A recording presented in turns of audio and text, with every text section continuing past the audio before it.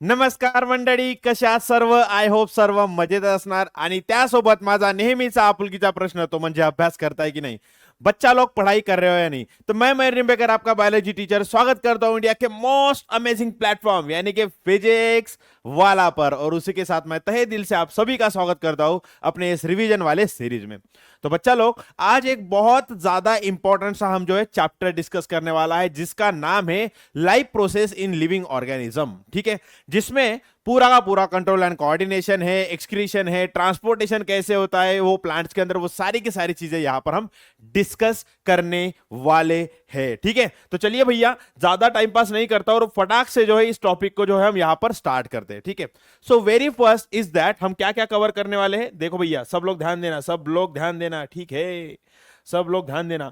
तो सबसे पहले देखने वाले हम ट्रांसपोर्टेशन इन प्लांट्स, कि प्लांट्स के अंदर जो वाटर और जो फूड होता है वो किस तरह से ट्रांसफर होता है। ओके, ट्रांसपोर्ट होता है। उसके बाद हम एक्सक्रीशन देखने वाले, प्लांट्स में भी और एनिमल्स में भी। ठीक है, मतलब ह्यूमंस में भी किस तरह से होता है। उसके बाद कोऑर्डिनेशन देखने वाले, प्लांट्स एंड ह्यूमन में। लग रहा है बस 3 टॉपिक है, लेकिन यही 3 टॉपिक बहुत इन डिटेल में हम पढ़ने वाले हैं। ठीक है, चलिए भैया, सो वेरी फर्स्ट स्टार्ट करते हैं, वो है हमारा ट्रांसपोर्टेशन इन प्लांट। तो हम जो ह्यूमंस है, ठीक है, हम क्या है, ह्यूमंस है। और ह्यूमन के अगर हम देखें तो क्या दिखता है कि हमारे पास पैर है।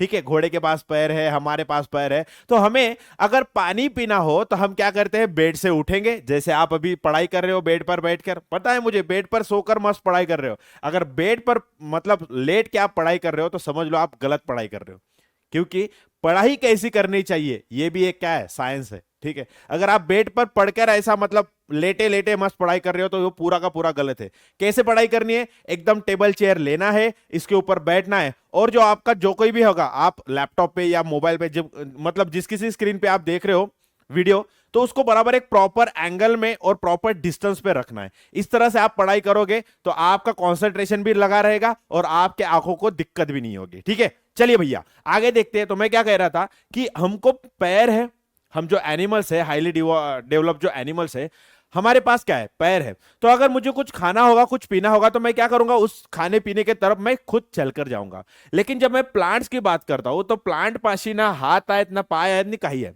ठीक आहे, इव्हन त्यांना तोंड पण नाहीये। सो ते तशा प्रकारे काय करतात, त्यांचं फूड वगैरे काय कसं घेणार ते बघूया। ठीक आहे, सो प्लांट्सला जर बघायला गेला तर काय लागतो आपला, नायट्रोजन, फॉस्फरस, पोटॅशियम, हे सर्व सर्व न्यूट्रिएंट्स लागतात। त्याच प्रकारे त्यांना काय लागतो, पाणी लागतो। सो जर नियरेस्ट सोर्स जर बघायला गेला प्लांटसाठी, ह्या सर्व फूड सोर्स जर बघायला गेला, वॉटर सोर्स जर बघायला गेला, तर काय असतो, जमीन। ठीक है, सो ये जो सॉइल होती है, इसके पास क्या है, इसका जो न्यूट्रिएंट होता है, इसका जो खाना पीना होता है, वो किस में होता है, पूरा का पूरा सॉइल में होता है।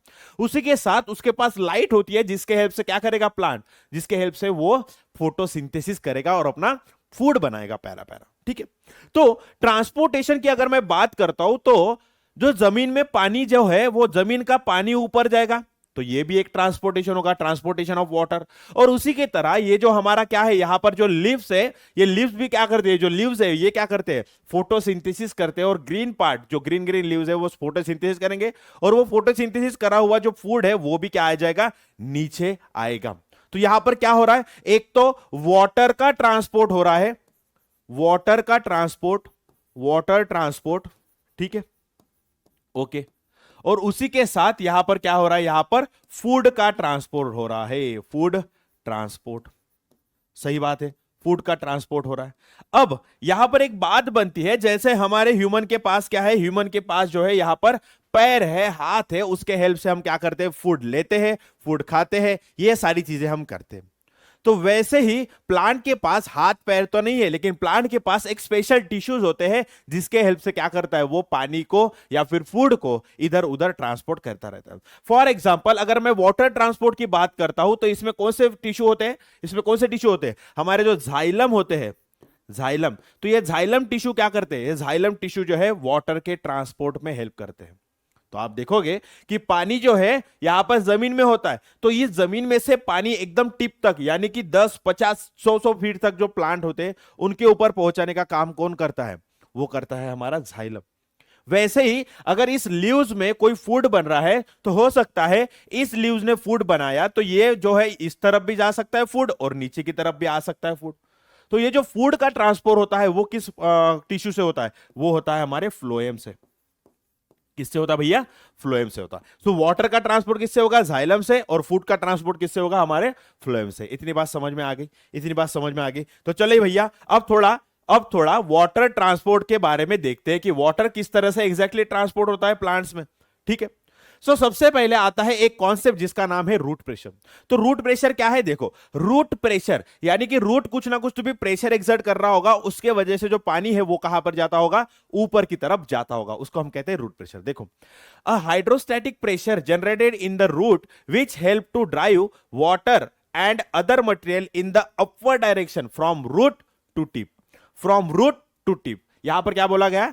Upward direction. मतलब समझ लो आपको ये एक्सपेरिमेंट दिया गया है कैसे हम रूट प्रेशर चेक करें कि छोटा सा प्लांट ले लिया, उसके रूट से उसको पानी में डाल दिया, तो ऑटोमेटिकली वो रूट क्या करेगा? पानी लेता रहेगा, और वो कलर वाला पानी जो है ऊपर ऊपर जाएगा, और जो पूरा का पूरा प्लांट है वो भी क्या हो जाएगा? कलरफुल, जिससे हमें यह समझ में आता है कि रूट से पानी जो है ऊपर की तरफ जा रहा है। ठीक है, इतनी बात समझ में आ गई। ओके, तो ये देखो, water and minerals are absorb from the nearest soil root. ठीक है, अब ये ये जो रूट प्रेशर है वो कैसे काम करता है? देखो देखो, यहां पर ये क्या है? सॉइल है। ये जो आपको दिख रही है ये क्या है? पूरी की पूरी सॉइल है। ओके, उसमें क्या है? हमारा एक रूट सेल है। उसके मुझे क्या दिख रहा है? एक रूट सेल है। अब आजू बाजू में क्या होगा? यहां पर समझ लो पानी पानी पानी पानी पानी पानी। अंकल जी मुझे पानी पिला दीजिए, मुझे मेरा गला सूख रहा है, आपने ये दिखा होगा। ठीक है, ओके, तो ये पानी होता है। अब आप अगर रूट की बात देखोगे तो रूट का सेल देखोगे तो उसके अंदर पानी की क्या है? डेफिशिएंसी, उसके अंदर पानी कम है। ओके, अब पानी कम है तो क्या होगा? ऑब्वियस है, आपको पता है कि पानी जो है वो कभी भी हाई प्रेशर से कहां पे जाता है? लो प्रेशर पे जाता है। कहां पे जाता है? हाई कॉन्सेंट्रेशन से लो कॉन्सेंट्रेशन में जाता है। अब यहां पर जो कॉन्सेंट्रेशन है पानी का, यहां पर पानी के जो मॉलिक्यूल्स है वो बहुत ज्यादा है, तो सिंपली क्या करेंगे? ये पानी के मॉलिक्यूल ये सराउंडिंग में से वो कहां पर एंटर करेंगे? हमारे रूट सेल के अंदर करेंगे। अब रूट सेल के अंदर बहुत ज्यादा पानी हो गया, मतलब इसका कॉन्सेंट्रेशन पानी का क्या हो गया? ज्यादा हो गया। ये सिंपल ऑस्मोसिस से हो रहा है। ये सारी की सारी चीजें कैसे हो रही है? ऑस्मोसिस से। अब यहां पर पानी का कॉन्सेंट्रेशन जब ज्यादा हो जाएगा रूट सेल में, तब वो क्या करेगा? आजू बाजू वाले सेल, अब देखो इस सेल में क्या है? रूट का मतलब पानी जो है वो बहुत कम है, तो सिंपली काय होणार की रूट सेल मध्ये पाणी जास्त आहे, पण त्याच्या ऍडजसेंट सेल मध्ये म्हणजे कुठल्या कॉर्टेक्स सेल मध्ये पाणी खूप कमी आहे. ठीक आहे, आता काय होणार? आता माहिती आहे बाजूच्या सेलमध्ये कॉन्सन्ट्रेशन जास्त आहे, त्याच्या बाजूच्या सेलमध्ये कॉन्सन्ट्रेशन पाण्याचा खूप कमी आहे. सो सिंपली काय होणार? रूट सेल मधनं पाणी जो आहे तो कुठला येणार? ऍडजसेंट सेल म्हणजे कुठला येणार? कॉर्टेक्स मधून. मग कॉर्टेक्स मधनं पुढे पुढे असं पाणी येत येत येत कुठे येणार? झायलम. या झायलम मध्ये काय होणार? तो पाणी एंटर करणार आणि पाणी जो आहे मग हळूहळू हळू काय केलं जाणार? वर ट्रांसपोर्ट केलं जाणार. ठीक है, तो आपको बच्चा लोग यहां पर पाथवे क्या दिख रहा है? वाटर है। वाटर सबसे पहले एंटर कहां पे करता है? रूट हेयर सेल्स में, फिर वहां से कॉर्टेक्स में, और कॉर्टेक्स से कहां पर जा रहा है? वो कॉर्टेक्स से कहां पे जा रहा है? कॉर्टेक्स से जा रहा है वो झाइलम की तरफ. तो ये क्या हो गया? हमारा रूट प्रेशर का एक पाथवे हो गया. समझ में आ रहा है? रूट प्रेशर का क्या हो गया? पाथवे हो रहा है. Okay, the entry of the water into root cell is done by the osmosis. So osmosis से क्या हो रहा है? सिंपली जो है वाटर रूट सेल के अंदर एंटर कर रहा है. क्यों? क्योंकि कॉन्सेंट्रेशन क्या हो रहा है वहां पर? थोड़ा बहुत कॉन्सेंट्रेशन का क्या है वहां पर? फर्क है. ठीक है, वहां पर क्या दिख रहा है? मुझे फर्क दिख रहा है. ओके, बहुत सही. अब देखो, root pressure is sufficient to lift the water in a shrub and small plants and in small trees up to कितना? 6 to 7 मीटर तक. अगर किसी प्लांट है, कोई प्लांट है, अगर प्लांट का अगर पानी ऊपर तक पहुंचा रहा है, तो वो क्या रूट प्रेशर इतना सफिशिएंट है कि वो 100 मीटर तक के प्लांट के मतलब टिप तक पहुंचा पाए? ना ना ना ना, वो कितना होता है? बस 6 to 7 मीटर तक ही क्या कर सकता है? पानी लिफ्ट कर सकता है, क्योंकि उतना ज्यादा रूट प्रेशर वो एक्सर्ट नहीं कर पाएगा. समझ में आ रहा हो ना? रूट प्रेशर क्या करेगा? वो एक्सर्ट नहीं कर पाएगा और पानी जो है अपलिफ्ट नहीं हो पाएगा. ठीक है, अब मुझे पता है कि जो प्लांट की जो हाइट होती है वो 100 मीटर तक हो सकती है, 150 मीटर तक हो सकती है. 100 मीटर तो मैंने बोल दिया. ठीक है, 100 मीटर तो हो सकती है. ठीक है, समझ लो 50 मीटर है. एक प्लांट की हाइट कितनी है? 50 मीटर. लेकिन हमारे रूट प्रेशर से कितना होता है? Max to max 6 to 7 metre तक ही क्या सकता है? पानी जा सकता है ऊपर की तरफ. ठीक है, अब मुझे क्या करना है कि 50 मीटर तक एकदम टिप तक पहुंचाना है. तो कैसे पहुंचाऊंगा? तो उसके बाद एक मैकेनिज्म आता है, वो होता है हमारा ट्रांसपिरेशन पूल. वो क्या होता है? Transpiration pool. अब ये ट्रांसपिरेशन मतलब क्या होता है? सबसे पहले ट्रांसपिरेशन मतलब क्या होता है? The process by which water is lost from the water in the form of water vapour is called as a transpiration pool. तो देखना यहां पर क्या होता है, यहां पर क्या हो रहा है, ये है हमारा क्या, जाइलम। तो ये जाइलम कंटिन्यूसली क्या कर रहा है, यहां पर पानी लेकर आ रहा है, पानी लेकर आ रहा है, ठीक है। अब ये जो पानी है, ये पानी जो है यहां पर एक छोटे से एक ओपनिंग होते हैं जिसको कहा जाता है स्टोमेटा। यहां पर एक छोटी सी ओपनिंग होती है जिसको कहा जाता है स्टोमेटा, और ये स्टोमेटा की जो ओपनिंग होती है उसकी क्लोजिंग ओपनिंग, क्लोजिंग ओपनिंग ये कौन करता है, यहां पर जो गार्ड सेल्स लगे होते हैं, ये देखो यहां पर एक गार्ड, यहां पर एक गार्ड सेल, ठीक है। ये गार्ड सेल क्या कर रहे हैं, simply closing of stomata, opening of stomata, closing of stomata, opening of stomata क्या कर रहे हैं, वो रेगुलेट कर रहे हैं। अब क्या होता है, यहां पर जो पानी आता है वो वाटर वेपर में कन्वर्ट हो जाता है, वो वाटर वेपर में कन्वर्ट हो जाए। जैसे वो वाटर वेपर में कन्वर्ट हो जाएगा तो यहां का जो पानी समझ लो यहां पर जो है वाटर वेपर आकर हो गए, ठीक है। यहां पर क्या हो गए, यहां पर जो है वाटर वेपर आके तैयार हो गए, ओके। अब ये जो वाटर वेपर है, अब जो ये वाटर वेपर है, ये वाटर वेपर क्या करते हैं, ये जो वाटर वेपर है इस टोमेटा से बाहर निकल जाएंगे। तो ये जो पानी का लॉस हो रहा है, ये जो है हमारा क्या है, ये लीफ है, ठीक है। ये लीफ को काट के मैंने जूम करके बताया, ठीक है, ओके। तो ये जो लीफ है, लीफ के अंदर जो स्टोमेटा है, जब ये स्टोमेटा ओपन होता है तो इसके अंदर जो वाटर वेपर है वो बाहर चला जाता है। क्या होता है, प्लांट से बाहर चला जाता है, और इसी प्रोसेस को कहते हैं हम ट्रांसपिरेशन। अब आप देखोगे कि यहां पर कंटिन्यूअसली वाटर का लॉस होगा, तो ऑब्वियस है यहां पर वाटर का कॉन्सेंट्रेशन कम हो गया, तो एडजेसेंट सेल क्या करेंगे, इसमें वाटर छोड़ेंगे। एडजेसेंट समझ लो, यहां पर वाटर का कॉन्सेंट्रेशन कम, तो ये एडजेसेंट सेल क्या करेगा, यहां पर वाटर देगा। अब यहां पर वाटर का कमी हो जाएगी तो ये एडजेसेंट सेल क्या करेगा, इसमें वाटर देगा। अब इसमें वाटर की कमी, तो ये एडजेसेंट सेल क्या करेगा, यहां पे वाटर देगा। सो कंटिन्यूअसली एक सेल में वाटर की कमी, तो उसको फिल करने के लिए समझ लो इस सेल में वाटर की कमी हो गई, तो ये सेल क्या करेगा, इसमें वाटर दे देगा। अब इसमें वाटर देने की वजह से ये जो सेल है ये खाली हो गया, तो ये क्या करेगा, नीचे वाले सेल से क्या करेगा, अपना वाटर लेता जाएगा। सो अल्टीमेटली यहां पर क्या हो जाएगा, एक बकेट जो होता है ना, पूल करते हैं हम पूल, वैसे पूल यहां पर एक टेंशन जो है, वाटर का टेंशन क्रिएट हो जाएगा, और अल्टीमेटली पानी जो है वो धीरे धीरे धीरे धीरे करते हुए सीधा टॉप तक पहुंच जाएगा, और इसी को कहा जाता है ट्रांसपिरेशनल पूल। ये हो क्या, क्यों हो रहा है, क्योंकि यहां पर ट्रांसपिरेशन का मैकेनिज्म हो रहा है। वाटर जो है वाटर वेपर की फॉर्म में क्या हो रहा है, लॉस हो रहा है। इसके वजह से क्या हो गया, यहां पर वाटर की कमी हो गई, तो एडजेसेंट सेल क्या करता है, यहां पर वाटर उसको फुलफिल करने के लिए वाटर अपना दे देता है। अब दे देगा तो उसके पास कमी हो जाएगी, तो वो क्या कर लेगा, एडजेसेंट अपने बाजू वाले सेल से पानी ले लेगा। तो इसके वजह से जो है यहां पर क्या हो रहा है, वाटर जो है ऊपर की तरफ खींचा जा रहा है, ऊपर की तरफ यहां पर खींचा जा रहा है, जिसको हम कहते हैं ट्रांसपिरेशन पूल, ठीक है। Transpiration helps to move the water from root tip to the plant. देखो हाँ, रूट से लेकर टिप तक, यहां पे समझ लो, यहां पे ये रूट से, यहां पर रूट से, तो रूट से लेकर टिप तक पहुंचाने का काम कौन करता है, transpiration. Xylem helps to transport the water, ये तो सबको बात चीजें पता है। Transpiration occur through the stomata, तो ये स्टोमेटा होता है जिसकी ओपनिंग कौन का मतलब ओपनिंग क्लोजिंग कौन करता है, वो करता है हमारे गार्ड सेल।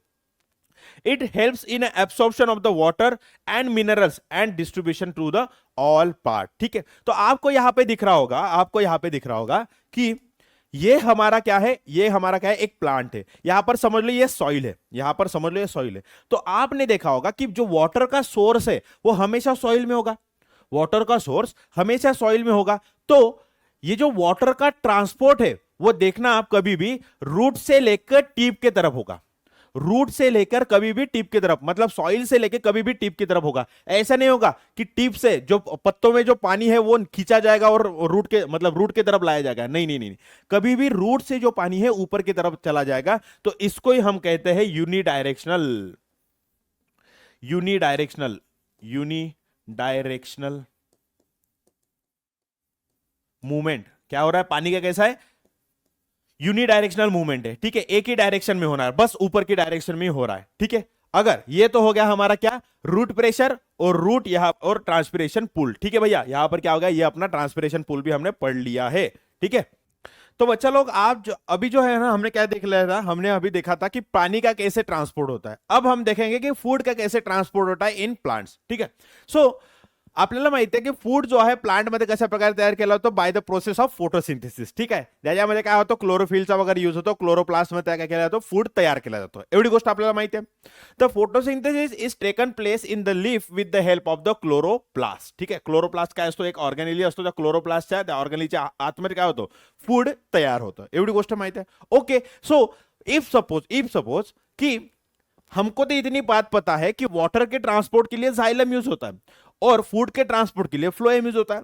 इफ सपोज कि ये जो हमारा एक सोर्स है, समझ लो ये लीफ है, लीफ के अंदर क्या है, लीफ का ये जो सेल है इसके अंदर क्या हो रहा है, यहां पर फूड तैयार होता है, फॉर एग्जांपल सुक्रोज। ओके, अब ये जो फूड है वो ट्रांसपोर्ट कैसे करेंगे, समझ लो ये रूट है, ठीक है, ये रूट से ले, रूट के पास क्या करना है, मुझे जो है यहां पर फूड भेजना है, तो मैं भेजूंगा कैसे। ये जो है आपने देखा होगा कि जो वाटर ट्रांसपोर्ट है इसको एनर्जी नहीं लग रही थी, उसको एटीपी वेटीपी कुछ खर्च नहीं हो रहे, लेकिन जो फूड का ट्रांसपोर्ट है इसमें एटीपी खर्च होते हैं। कैसे खर्च होते हैं देख लो। फॉर एग्जांपल ये है हमारा एक सेल जिसके अंदर फूड यहां पर स्टोर है, अब यहां पर फूड बना है, तो इस फूड को मुझे यहां पर इस वाले सेल में क्या करना है, पहुंचाना है। तो मैं सिंपली कैसे पहुंचाऊंगा कि यहां का जो फूड मॉलिक्यूल है वो active with the help of ATP वो कहां पर भेजा जाएगा, कंपेनियन सेल में भेजा जाएगा। ठीक है, अब ये कंपेनियन सेल्स में से जो है वो जो फूड मॉलिक्यूल है वो मतलब एटीपी खर्च करके कहां पर भेजा जाएगा, इस फ्लोएम वाले सेल में भेजा जाएगा। अब इस फ्लोएम वाले सेल में क्या हो गया, बहुत ज्यादा जो है यहां पर क्या होगा, फूड मॉलिक्यूल आ गया। अब इस फूड मॉलिक्यूल को मैं बाजू वाले सेल में कैसे भेजूंगा, अगर हर एक सेल में भेजने के लिए मैं अगर एटीपी यूज करता हूं तो प्लांट के पास बहुत कम एनर्जी बचेगी। तो सिंपली मैं क्या करता हूं, बाजू में से दूसरी पाइपलाइन जाती होती है जिसका नाम है जाइलम। तो जाइलम में क्या है, पानी है। तो सिंपली मैं क्या करूंगा, इस पानी को जो है यहां पर देखो, यहां पर जाइलम है, जाइलम से जो है पानी मैं कहां पे ले लूंगा, इस हमारे यहां पर फ्लोएम में ले लूंगा। जब मैं इस पानी को यहां पर लेता हूं फ्लोएम वाले, तो ऑब्वियस है जब मैं पानी को इस मतलब इस सेल में भरता जाऊंगा भरता जाऊंगा भरता जाऊंगा, तो ये सेल क्या होता जाएगा, फूलता जाएगा फूलता जाएगा फूलता जाएगा। और आपको भी पता है जब कोई ऐसी चीज फूलती है तो वो क्या करेगी, प्रेशर एक्सर्ट करेगी। तो सिंपली क्या होता है, जब ये सेल पानी से भर जाएगा भर जाएगा भर जाएगा, तब ये वाला सेल क्या करेगा, ऐसे फूलने के बाद, ऐसे फूलने के बाद ये क्या करेगा, एडजेसेंट सेल पे जो है पूरा का पूरा जो यहाँ का सुक्रोज जो है पानी के साथ कहां पर भेज देगा, ये पानी के साथ इस वाले सेल में भेज देगा। फिर ये वाला सेल भी ऐसे फूल जाएगा पानी आने की वजह से, फिर ये सेल क्या करेगा, बाजू वाले सेल में जो है अपना फूड पार्टिकल पूरा दे देगा। और अल्टीमेटली यहां से क्या किया जाएगा, यहां से जो है ये फूड पार्टिकल बाजू वाले सेल में लिया जाएगा। ठीक है, बाजू वाले सेल में लिया जाएगा और पानी जो है फिर से जो है यहां पर हमारे जाइलम में जो है इसको भेज दिया जाएगा। तो इस तरह से क्या होता है, जो पानी है, सॉरी जो फूड है, ये सोर्स वाले सेल से यहां पर जहां पर स्टोरेज करने वाले सेल से यहां तक पहुंचाया जाता है। ठीक है, तो जरूरी नहीं है कि हर बार ये जो फूड है वो नीचे की तरफ ही आए, हो सकता है ये जो फूड है ऊपर की तरफ जाए। ठीक है, ऊपर फ्रूट लगाए, फ्रूट में मुझे क्या करना है, यहां पर फूड स्टोर करना है, तो यहां से सिंपली क्या होता है, यहां से भी सेम मैकेनिज्म से जो है फूड जो है बाहर ऊपर की डायरेक्शन और नीचे की डायरेक्शन में भी लिया जाता है। तो इस वजह से यहां पर डायरेक्शन कितनी है, दो, दो मतलब क्या, बाय, तो ये क्या हो जाएगा, बाय डायरेक्शनल मूवमेंट होती है। क्या होती है, बाय डायरेक्शनल मूवमेंट होती है। Okay, the synthesised food is getting transported to the various part of the plant is called as a translocation. So जो फूड है वो यहां पर तैयार हो रहा है, ये ऊपर की तरफ भी जाएगा नीचे की तरफ भी जाएगा, किधर भी चला जाएगा। तो जो फूड पार्टिकल है इधर उधर उसको जब ट्रांसपोर्ट किया जाता है उसको कहा जाता है ट्रांसलोकेशन, उनकी जगह बदलना मतलब ट्रांसलोकेशन। ठीक है, okay, this process is bidirectional. Bidirectional मतलब जो फूड पार्टिकल है, जो फूड पार्टिकल है वो ऊपर की तरफ भी जा सकता है और जो फूड पार्टिकल है वो नीचे की तरफ भी आ सकता है, इसलिए उसको कहा जाता है बाय डायरेक्शनल। और इसमें क्या हो रहा है, एटीपी के जो है यहां पर खर्च हो रहे हैं, एटीपी खर्च हो रहे हैं। ठीक है, जो एनर्जी करेंसी कहा जाता है वो क्या हो रहे हैं, खर्च हो रहे हैं, इसलिए it is ATP dependent process है, एटीपी के ऊपर डिपेंडेंट है। अगर एटीपी नहीं हो तो ये फूड का ट्रांसपोर्ट नहीं होगा। ठीक है, phloem play a most important role in the food transport. ठीक है, तो ये फ्लोएम क्या करता है, यहां पर फूड ट्रांसपोर्ट का काम करता है। ठीक है, तो इस तरह से हमने क्या देख लिया बच्चा, यहां पर जो है किस तरह से रूट प्रेशर मतलब जो वाटर ट्रांसपोर्ट किस तरह से होता है, रूट प्रेशर और ट्रांसपिरेशन पूल से, और यहां पर किस तरह से फूड का क्या होता है, यहां पर ट्रांसपोर्ट होता है, वो भी हमने यहां पर देख लिया है, transportation of food and other substances in the plant. Okay, त्यानंतर बघणार आहोत आपण एक्सक्रीशन. त्यानंतर बघणार आहोत एक्सक्रीशन. सो एक्सक्रीशन म्हणजे काय होतं, the removal of the waste or harmful material from the body is called as a excretion. ठीक है, सो जो कोई भी ऑर्गेनिज्म होगा उस ऑर्गेनिज्म के बॉडी से अगर मुझे हार्मफुल और वेस्ट मटेरियल बाहर निकालना है तो उस प्रोसेस को मैं कहता हूं एक्सक्रीशन. उस प्रोसेस को क्या कहूंगा मैं, एक्सक्रीशन. सो अगर मैं सिंपल ऑर्गेनिज्म की बात करता हूं, फॉर एग्जांपल अमीबा, इसके अंदर मैं एक्सक्रीशन की बात करता हूं तो ये क्या है, एक सिंगल सेल से बना है. तो ये सिंपली क्या करता है, आजू बाजू में क्या कर देता है, अपना एक्सक्रीटरी मटेरियल छोड़ देता है. ठीक है, मतलब यहां पर क्या हो रहा है, सिंपल बॉडी सरफेस से क्या हो रहा है, बॉडी सरफेस से क्या हो रहा है, यहां पर एक्सक्रीटरी मटेरियल बाहर निकाला जाता है, मतलब जो वेस्ट मटेरियल है बॉडी सरफेस से क्या होगा, डायरेक्ट डायरेक्ट बाहर निकाला जाएगा। लेकिन जब मैं यहां पर प्लांट्स की बात करता हूं, तो प्लांट्स के पास क्या है, कुछ स्पेशल ऑर्गन नहीं है, नो ऑर्गन, ठीक है, नो ऑर्गन्स, ठीक है। तो इसमें किस तरह से निकाला जाता है एक्सक्रीटरी मटेरियल वो भी देखेंगे। और अगर मैं ह्यूमन की बात करता हूं, एनिमल्स की बात करता हूं, तो उसके पास क्या होती है, एक्सक्रीटरी सिस्टम होती है, एक्सक्रीटरी सिस्टम होती है। इसके पास क्या होती है, एक्सक्रीटरी सिस्टम होती है, जिसके हेल्प से, इसके पास ऑर्गन्स होते हैं जिसके हेल्प से पानी जो, सॉरी पानी नहीं, वेस्ट मटेरियल जो है बॉडी के बाहर निकाला जाता है। वो किस तरह से निकाला जाएगा हम देखेंगे। चलिए सबसे पहले प्लांट्स के बारे में देखते हैं कि प्लांट्स में एक्सक्रीशन किस टाइप से होगा। आपने देखा होगा बहुत बार जो रबर बनता है ना, रबर के बारे में देखा होगा आपने, रबर। तो रबर क्या होता है, एक लैटेक्स होता है, लैटेक्स। तो देखो जो प्लांट का एक्सक्रीटरी मटेरियल है उसको एज अ हम क्या करते हैं, हमारे लिए प्रोडक्ट बनाते हैं। तो ये जो लैटेक्स दिख रहा है ना, लैटेक्स, तो ये क्या होता है, रबर के प्लांट होते हैं, उसमें से अगर हम कट लगा दें तो वहां से क्या निकलता है, कंटिन्यूअसली सैप बाहर निकलता है, एक व्हाइट कलर का लिक्विड निकलता है जो कि क्या होता है, लैटेक्स होता है।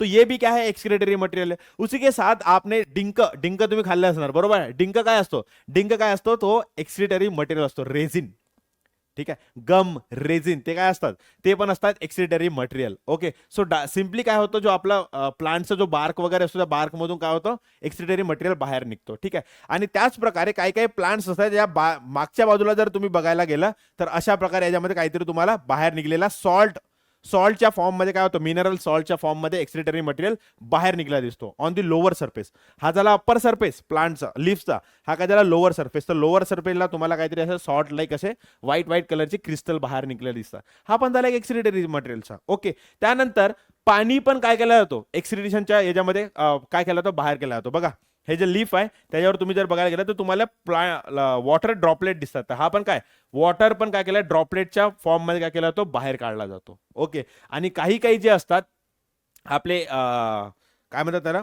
कॅल्शियम ऑक्झालेटच्या फॉर्म मध्ये काय केला जातो, एक्सक्रीटरी मटेरियलांना बाहेर काढला जातो। अशा प्रकारे निडल्स असतात। ओके, देखो भैया, plant do not have specialise organ और सिस्टम फॉर एक्सक्रीशन, ये तो हमने पहले डिस्कस कर लिया। अब साइट ऑफ एक्सक्रीशन क्या क्या होगा, फॉर एग्जांपल लीफ से भी हो सकता है, वो फ्लावर से भी हो सकता है, वो फ्रूट से भी हो सकता है, बार्क ऑफ द स्टेम से भी हो सकता है।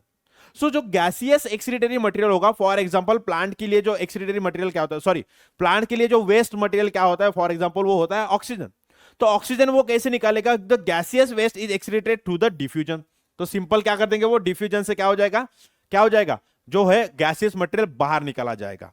ओके, उसके बाद जो कुछ कुछ वेस्ट मटेरियल होते हैं, फॉर एग्जांपल ये होगा हमारा सेल के अंदर क्या है, ये न्यूक्लियस है। लेकिन हमारे प्लांट सेल के अंदर एक स्पेशलाइज ऑर्गेनेली होता है जिसको कहा जाता है वैक्यूल, तो वैक्यूल क्या करता है भैया, वैक्यूल नथिंग बट द क्या करता है, यहां पर जो ये वैक्यूल होता है, अब समझ लो इस प्लांट सेल के अंदर एक्सक्रीटरी मटेरियल बन रहा है, इस प्लांट सेल के अंदर एक्सक्रीटरी मटेरियल बना, तो ये क्या है, वेस्ट मटेरियल है। तो ये वेस्ट मटेरियल मैं क्या करूंगा, सिंपली जो है इस वैक्यूल के अंदर स्टोर करके रख दूंगा। तो समझ लो ये अगर सेल लीफ का सेल है तो ये क्या हो जाएगा, एक टाइम ऐसा आएगा कि लीफ जो है टूटकर नीचे गिर जाएगा। सो सिंपली जो सेल के अंदर जो एक्सक्रीटरी मटेरियल बना था मैंने कहां पे स्टोर करके रख दिया, वैक्यूल के अंदर। जब लीफ नीचे गिरेगा तो ये वेस्ट मटेरियल क्या होगा, लीफ के साथ भी प्लांट के मतलब प्लांट से दूर गिर जाएगा। तो ऐसे क्या किया जाता है, एक्सक्रीटरी मटेरियल फेंका जाता है। Some waste is stored in the vacuole of the leaf, fruit and flower and by the time it get fall off, बराबर है। जब टाइम हो जाएगा तो जो फ्रूट है वो नीचे गिर जाएगा, फ्लावर है वो नीचे गिर जाएगा और लीफ है जो वो नीचे गिर जाएगा। लेकिन उसके सेल के अंदर क्या था, स्टोर, हमारा वेस्ट मटेरियल स्टोर था। तो इस तरह से प्लांट क्या करता है, अपना एक्सक्रीटरी मटेरियल ऐसे छोड़ता जाता है। ओके, उसके बाद क्या है, waste material is stored in the old xylem and excreted in the form of resin and gum, ठीक आहे। सो एक्सक्रीटरी मटेरियल काय केलं होतं, झायलम मध्ये स्टोर केला जातो आणि असं रेझिन आणि गमच्या फॉर्म मध्ये काय केला जातो, त्याला बॉडीच्या बाहेर काढला जातो, प्लांटच्या बॉडीच्या बाहेर त्याला काढला जातो। Okay, in some plants waste material are present in the form of crystals of calcium oxalate, कुठल्या फॉर्म मध्ये असतात, calcium oxalate, called as a raphides. तर याला काय म्हणला जातो, रॅफिड्स। तर बघा अशा प्रकारे काय असतो, हे कॅल्शियम ऑक्झॅलेट असतात, ठीक आहे, अशा रॅफिड्स याला म्हणतात। निडल लाईक स्ट्रक्चर असतो, निडल लाईक स्ट्रक्चर असतो. ठीक आहे. तर तुम्ही कधी पाइनॅपल वगैरे खाल्लं असेल, तुम्हाला कचकच होतं, असं जाणवतं, असं काहीतरी खाल्ल्यासारखं किंवा असं काहीतरी तुम्हाला खाजवतं असं, बरोबर आहे. तो जस्ट बिकॉज ऑफ काय, या रॅफिड्समुळे होतं. ओके. सो हे झालं प्लांट मधलं एक्सक्रिशन. तर अशा प्रकारे काहीतरी असतात, एक्सक्रिटरी मटेरियल जो असतो बाहेर काढलेला असतो. आता बघूयात आपण ह्यूमन मध्ये. सो ह्यूमन के पास खुद की एक एक्सक्रीटरी सिस्टम है, जिसमें क्या होते हैं, जिसमें होते पेयर ऑफ, क्या पर हो गया, किडनी होती है, यहाँ पर पेयर ऑफ किडनी होते हैं, और एक हमारे क्या होता है, यूरिनरी ब्लैडर होता है. ठीक है. अगर मैं अभी पेयर ऑफ किडनी, तो यहां पर देखो, यहां पर क्या होता है एक्सक्रीटरी मटेरियल में, यहां पर होती किडनी. तो किडनी क्या है, two bean shape kidney are situated on either side of the vertebral column. तो यहां पर क्या है, वर्टिब्रल कॉलम, पता है ना, यहां पर पाठीचा मणका म्हणतो. ओके. सो या पाठीच्या मणक्यामध्ये हा झाला ऍब्डोमिनल कॅव्हिटी. ओके. हा काय झाला, ऍब्डोमिनल कॅव्हिटी. ठीक आहे. याच्यामध्ये जो पोट आपण म्हणतो ना, पोट, याला म्हणायचं ऍब्डोमिनल कॅव्हिटी. आणि पोटाच्या वरची जे जिथं आपल्या छाती म्हणतो, याला म्हणायचं थोरॅसिक कॅव्हिटी. ओके. सो या ऍब्डोमिनल कॅव्हिटी, आता फॉर एक्झाम्पल मला इथं काय, वर्टिब्रल कॉलम, ऑब्वियस आहे तुम्हाला पण वर्टिब्रल कॉलम आहे. ओके. सो हा वर्टिब्रल कॉलम आहे, असं बघा, वर्टिब्रल कॉलम आहे मला मधामधून. ओके. सो याच्या लेफ्ट आणि राइट साइडला काय असतं, याच्यामध्ये असते kidney.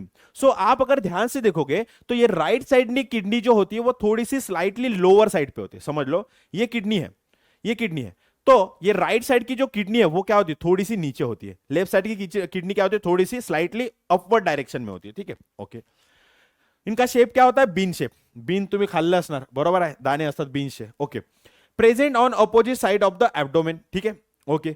Right kidney is slightly lower than the left one. ठीक है. राइट किडनी क्या होती है, right kidney slightly lower than the left one. ते लेफ्ट वन काय असणार, थोडेसे उंच असणार, हे असणार. ठीक आहे. सो याला जर मी कट केलं तर किडनीचा अशा प्रकारे असतो.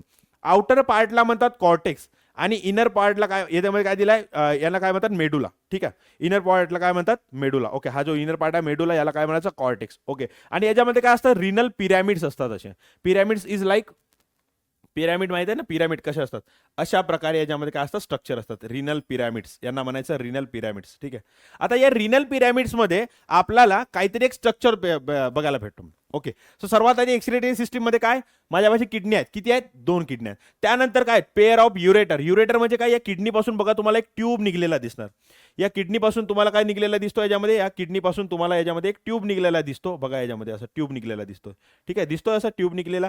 तर या ट्यूबला काय म्हणायचं, या ट्यूबला म्हणायचं काय, आपलं पेअर ऑफ युरेटर. ओके. त्यानंतर काय असतं, आपल्यापाशी एक युरिनरी ब्लॅडर असते. याच्यामध्ये काय दिसतं आपल्याला, एक युरिनरी ब्लॅडर दिसत आहे. आणि त्यानंतर काय असतं, एक युरेटर असते. ठीक आहे.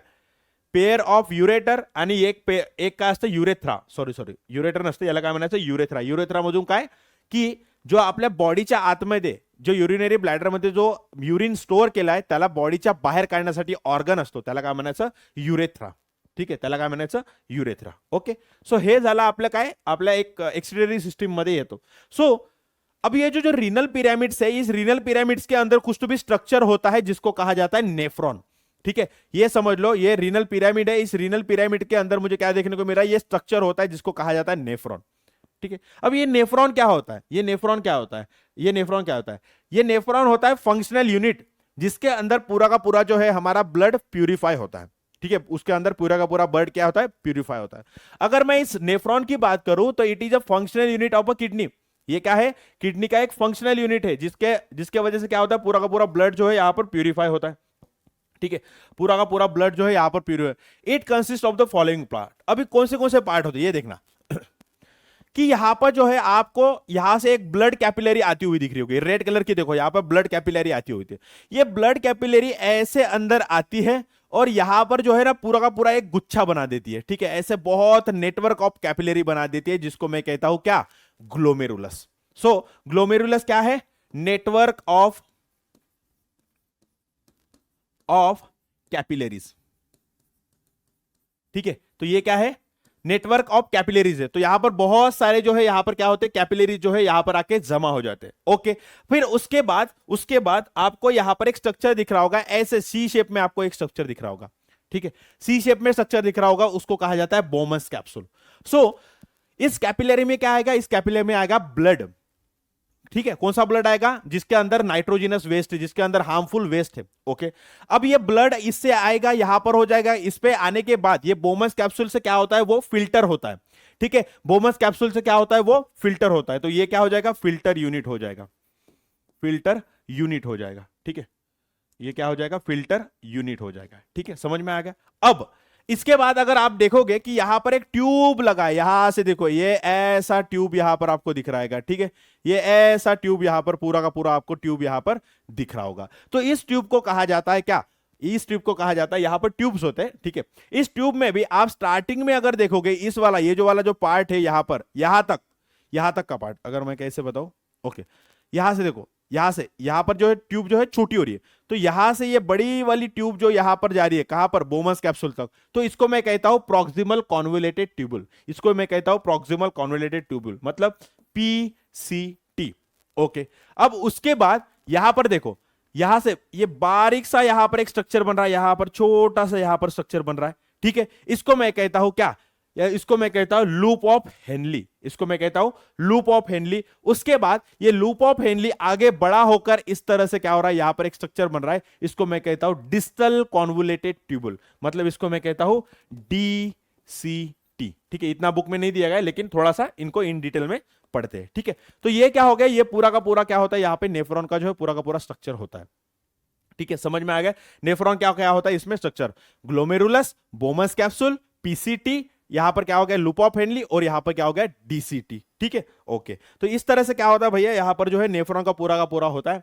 अराउंड 5 लीटर ऑफ ब्लड हमारे क्या होता है बॉडी के अंदर होता है। ठीक है, उसमें से हर मतलब क्या एक दिन में है 400 बार, एक दिन में 400 बार ब्लड क्या होता है फिल्टर होता है, जिसमें से 1 to 1.9 लीटर ऑफ क्या बनता है, यहां पर यूरिन बनती है। 1 to 1.9 लीटर यहां पर क्या बनती है, यूरिन बनती है। ठीक है, तो ये क्या है, एक्सक्रीटरी मटेरियल जो है, एक्सक्रीटरी सिस्टम बहुत इंपॉर्टेंट है हमारे बॉडी के अंदर। ठीक है, समझ में आ गया। तो ये क्या है समझ लो, ये नेफ्रॉन कनेक्ट हो गया किसको, ये यूरेटर को कनेक्ट हो गया। अब ये यूरेटर क्या करेगा, आगे जाएगा ऐसे। ठीक है, यूरेटर देखो, ये यूरेटर आगे जाएगा ऐसे, और कहां पे स्टोर कर देगा, यूरिनरी ब्लैडर में स्टोर कर देगा, और यूरेथ्रा के थ्रू बॉडी से क्या किया जाएगा, एक्सक्रीटरी मटेरियल बाहर निकाला जाएगा। समझ में आ गया। तो ये हो गया नेफ्रॉन, जो गया फंक्शनल यूनिट होता है। ठीक है, ओके, चला आता ते झालं। सो समटाइम ऐसा हो सकता है कि जो हमारी किडनी है वो बराबर से फंक्शन ना करे, क्या ना करे, बराबर से वो फंक्शन ना करे। तो उस टाइम पे हम क्या करें, हमारे बॉडी के अंदर जो वेस्ट बना है, ब्लड के अंदर जो वेस्ट है उसको निकालना बहुत ज्यादा इंपॉर्टेंट है, लेकिन हो सकता है कि हमारी किडनी फेल हो गई। ठीक है, किडनी फेल्यूर, तो उस टाइम पे मुझे इस बॉडी से, बॉडी के अंदर जो मेरा वेस्ट मटेरियल बन रहा है उसको निकालूंगा कैसे, उसके लिए एक टेक्निक होती है जिसको कहा जाता है डायलिसिस। तो इस तरह से पूरा का पूरा सेटअप होता है डायलिसिस का। ठीक है, इसमें क्या किया जाता है, देखो देखो, वेन्स के अंदर, वेन के मतलब क्या क्या किया जाता है, ये जो आर्टरीज होती है, आर्टरीज क्या करती है, ऑक्सीजनेटेड ब्लड लेके जाती है। ठीक है, ऑक्सीजनेटेड ब्लड लेके, इन डिटेल नहीं जाएंगे। तो यहां पर एक ब्लड क्या, यहां पर क्या एक क्या कहेंगे उसको, क्या कहते हैं, ब्लड वेसल होती है जिसको कहा जाता है आर्टरी। तो आर्टरी से जो है यहां पर ब्लड लिया जाता है, बॉडी के बाहर ब्लड को निकाला जाता है। ठीक है, अब यहां पर क्या किया जाता है, एक यहां पर एक ट्यूब होता है, ऐसे एक ट्यूब होता है, इस ट्यूब से जो है यहां पर ब्लड को इस पाइपलाइन से ऐसे भेजा जाता है, पाइपलाइन से ऐसे भेजा जाएगा, भेजा जाएगा, भेजा जाएगा, भेजा जाएगा। तो ये जो ट्यूब होती है, जिस ट्यूब से ब्लड को भेजा जा रहा है, वो क्या होती है, सेमी परमिएबल होती है, और बाजू बाजू में क्या होता है, लिक्विड होता है। सो ये लिक्विड क्या करेगा, ये जो वेस्ट मटेरियल है वो क्या करेगा, बाजू बाजू वाले लिक्विड में जो है ट्रांसफर हो जाएगा, आजू बाजू वाले लिक्विड में क्या हो जाएगा, वो ट्रांसफर हो जाएगा। मतलब जो नाइट्रोजिनस वेस्ट है वो क्या हो जाएगा, इस ब्लड से जो है वो बाहर निकल गया, किस में निकल गया, इस मतलब बाजू वाले जो सॉल्यूशन है, ये वाला जो सॉल्यूशन है, इस सॉल्यूशन में क्या हो गया, निकल गया। अब ब्लड हो गया प्यूरिफाई, क्योंकि उसके अंदर का पूरा नाइट्रोजिनस वेस्ट या जो कोई भी हार्मफुल वेस्ट है उसको मैंने निकाल लिया। अब सिंपली क्या होगा, जो ब्लड है फिर से इस पाइपलाइन से जो है यहां पर क्या पे भेजा जाएगा, बॉडी के अंदर भेजा जाता है। ठीक है, तो इस तरह से क्या होता है, ये पूरा का पूरा जो है यहां पर डायलिसिस काम करता है। ठीक है, क्या होता है, डायलिसिस इस तरह से काम करता है। तो हमने प्लांट्स के अंदर भी एक्सक्रीशन कैसे होता है वो देख लिया, और हमने एनिमल्स के अंदर भी एक्सक्रीशन कैसे होता है वो सारी की सारी चीजें यहां पर देख ली इन शॉर्ट। ठीक है, फास्ट में जा रहा हूं क्योंकि ये रिवीजन है, आपको बस एक बार आपने ऑलरेडी इन डिटेल पढ़ लिया है। ठीक है ना, यथार्थ बैच पे आपने ऑल टोटल मतलब इन डिटेल ऑलरेडी इसको पढ़ लिया है, तो अभी मैं बस इसको रिवाइज कर रहा हूं, क्विक रिवीजन होगी। ओके, चला त्यानंतर बघूयात control and coordination. Control and coordination, control म्हणजे काय, मी बिलकुल काही पण वाईट शब्द बोलणार नाही, मी बिलकुल पण कोणाला काही दुःख पोहोचवणार नाही, माझ्या बोलण्यामधून एकदम मी चांगले शब्द काढणार, तर हा काय झाला कंट्रोल. आणि कोऑर्डिनेशन म्हणजे काय की एकदम म्हणजे मी आता बघा गाणं पण म्हणताना सूल ताल लोक लावून बघतात, बरोबर आहे, इकडे तबला वाजताय, इकडे हारमोनियम वाजताय, बरोबर है, और आप अपने गले से मधुर आवाज निकाल रहे हो, तो ये क्या हो रहा है, पूरा कोऑर्डिनेट वे में हो रहा है. और उसमें भी आप जो है एकदम प्रॉपर सूलदार, कभी ऊपर का सुर कभी नीचे का सुर, ठीक है ना. तो ये ऊपर नीचे का सुर क्या हो रहा है, आप एकदम कोऑर्डिनेट और कंट्रोल वे में लगा रहे हैं. तो कंट्रोल एंड कोऑर्डिनेशन हमारे बॉडी के लिए बहुत ज्यादा इंपॉर्टेंट होता है, ठीक है. तो आपने देखा होगा अगर कोई हेल्दी पर्सन होता है या अच्छा पर्सन होता है तो वो नॉर्मली ऐसे चलता है, ठीक है. लेकिन जैसे कोई इंसान ड्रिंक कर लेता है, फॉर एग्जांपल अल्कोहल पी लेता है, तो वो ऐसे लुढ़क लुढ़क के चलने लगता है. क्यों? क्योंकि उसका उस टाइम के लिए कंट्रोल एंड कोऑर्डिनेशन क्या हो जाता है, पूरा का पूरा खत्म हो जाता है. वो कुछ भी बक देगा, वो चलने में कोऑर्डिनेशन नहीं रखेगा, कभी उसका राइट पैर आगे बढ़ रहा है, कभी लेफ्ट पैर, या फिर ऐसे रेंगते रेंगते हुए जा रहा है, क्योंकि उसका कोऑर्डिनेशन क्या हो गया, टूट गया. उसके बॉडी के ऊपर खुद का उसका कंट्रोल नहीं होता है, ठीक है. तो इसको मैं कहता हूं कंट्रोल एंड कोऑर्डिनेशन. तो एक सिंपल सी डेफिनेशन है, systematic regulation of different processes can B control and bringing about different processes in a proper sequences can be called as a coordination. ठीक है, तो यहां पर क्या हो गया, यहां पर थोड़ा सा डबल हो गया, रुकिए मैं इसको मिटा देता हूं, मैं इसको मिटा दूंगा. ओके चलिए देखिए भैया, ओके यहां पर क्या बोला गया, process in a proper about bringing about different process in a proper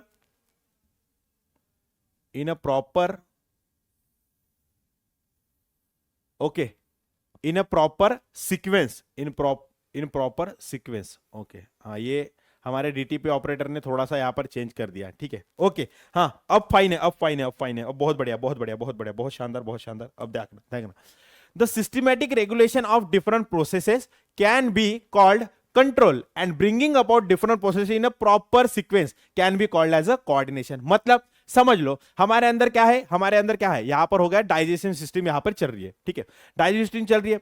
अब डाइजेशन सिस्टम क्या कर रही है, एक डाइजेशन सिस्टम एक प्रोसेस है जिसके अंदर क्या हो रहा है, वहां पर फूड डाइजेस्ट हो रहा है. अब मेरे पैर के जो सेल है उसको चाहिए खाना, उसको चाहिए एनर्जी, तो जो सर्कुलेटरी सिस्टम है वो क्या कर रही है, सर्कुलेटरी सिस्टम एक अलग प्रोसेस है, डाइजेस्टिव सिस्टम एक अलग प्रोसेस है. तो डाइजेस्टिव सिस्टम क्या कर रही है, डाइजेस्ट करके दे रही है फूड, उसको ट्रांसपोर्ट करने का काम कर रहा है हमारे सर्कुलेटरी सिस्टम कर रही है. तो ये जो डिफरेंट डिफरेंट प्रोसेस है एक दूसरे के साथ क्या कर रही है, बराबर कॉम्बिनेशन बनाकर काम कर रही है, तो इसको मैं कहता हूं कोऑर्डिनेशन. त्याला मी काय म्हणणार, कोऑर्डिनेशन. कंट्रोल आणि कोऑर्डिनेशन जो प्रोसेस आहे त्याला एका प्रॉपर वे मध्ये कंट्रोल केला जातो, बरोबर आहे, की एवढाच HCl याच्यामध्ये सिक्रेट झाला पाहिजे, एवढेच एन्झाईम सिक्रेट झाले पाहिजे, आणि तेवढंच काय झालं, ब्लड सॉरी जो आहे आपला फूड बरोबर डायजेस्ट झाला पाहिजे, ही काय झाली एक प्रोसेस कंट्रोल मध्ये मध्ये. Okay, so digestive system and circulatory system एकामेकासोबत काय करतात, कोऑर्डिनेट करून पूर्ण बॉडीला प्रॉपर फंक्शनिंग करतात, याला काय म्हणायचं, coordination. So control and coordination हमारे लाइफ को इजी बनाने के लिए बहुत ज्यादा इंपॉर्टेंट होती है. ठीक है मेरे प्यारे बच्चों, तो चलिए कंट्रोल एंड कोऑर्डिनेशन प्लांट्स में कैसे होता है, एनिमल्स में कैसे होता है, वह सारी की सारी चीजें फटाक से इसको समझ लेते हैं. चलिए भैया, तो आते हैं अभी, तो चलिए सबसे पहले देखते हैं कि प्लांट्स के अंदर किस तरह से कंट्रोल एंड कोऑर्डिनेशन रन होता है. ठीक है, हर चीज देख रहे हैं. जैसे पहले हमने ट्रांसपोर्ट देख लिया किसमें, प्लांट्स के अंदर. एनिमल्स के अंदर तो क्या ही देखना है, उसके लिए अलग सिस्टम होती है. उसके बाद एक्सक्रीशन देखा प्लांट के अंदर और एक्सक्रीशन देखा ह्यूमंस के अंदर. अब हम देखेंगे कंट्रोल एंड कोऑर्डिनेशन प्लांट्स के अंदर कैसे होता है और ह्यूमंस के अंदर कैसे होता है. ठीक है मेरे बच्चों, चलिए तो प्लांट के अगर मैं दिखाऊं तो plant do not have system like a nervous system और मस्कुलर सिस्टम ऑफ एनिमल. ठीक है, तो एनिमल्स के अंदर जैसे देखो मैं अभी टाटा बाय बाय कर, अब मेरे दिमाग में क्या कर रहा है कि मुझे हाई करना है आप लोगों को, तो यहां से क्या गया, मुझे मतलब एक आदेश गया किसको, हाथ को, और हाथ के जो मसल्स है उन्होंने क्या किया, कॉन्ट्रैक्ट रिलैक्स, कॉन्ट्रैक्ट रिलैक्स, और उसके वजह से क्या हुआ, यहां पर कंट्रोल एंड कोऑर्डिनेशन हो गया यहां पर. ठीक है, यहां पर कंट्रोल वे में मैं हाथ इतना ही लेके जा रहा हूं और इतना ही लेके आ रहा हूं, और वो भी कोऑर्डिनेट वे में कि बस इसी लेवल में मुझे क्या करना है, वहां पर कंट्रोल करना है.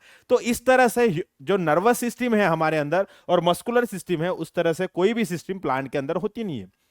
तो प्लांट करते कैसे, तो प्लांट जो है यहां पर स्टिमुलस की तरह काम करता है. मतलब ठीक है, उनको बाहर से कोई अगर स्टिमुलस दे दिया, फॉर एग्जांपल उनको लाइट दे दिया, तो लाइट आपने देखा होगा कि अगर देखो ये लीफ ऐसा है, ठीक है, प्लांट का लीफ ऐसा है, अगर यहां पर सनराइज, यहां पर से सनराइज आ रही है, मतलब क्या हो रहा है यहां पर सनराइज नहीं, सनलाइट यहां से अगर आ रही है, तो प्लांट का अपर लीफ क्या करता है, उसके तरफ जो है ऐसे मूवमेंट करके हुए खड़ा होता है. क्यों, क्योंकि वहां से क्या हो गया, स्टिमुलस आया। स्टिमुलस मतलब ऐसा कोई चीज जो क्या करे, प्लांट को डायरेक्शन दे या फिर प्लांट को बोले कि हाँ हाँ तू ऐसे ऐसे मूवमेंट करना होगा, ठीक है। तो आप देखते हो कि जो प्लांट का लीफ होगा वो सनराइज के डायरेक्शन में, मतलब सनलाइट के डायरेक्शन में क्या कर रहा है, वो मूवमेंट करता है, मूवमेंट करता है। तो ये सनलाइट क्या हो गई, स्टिमुलस हो गई। तो वैसे ही स्टिमुलस के भरोसे पर क्या करता है, प्लांट अपनी अपनी मूवमेंट करता है, ठीक है।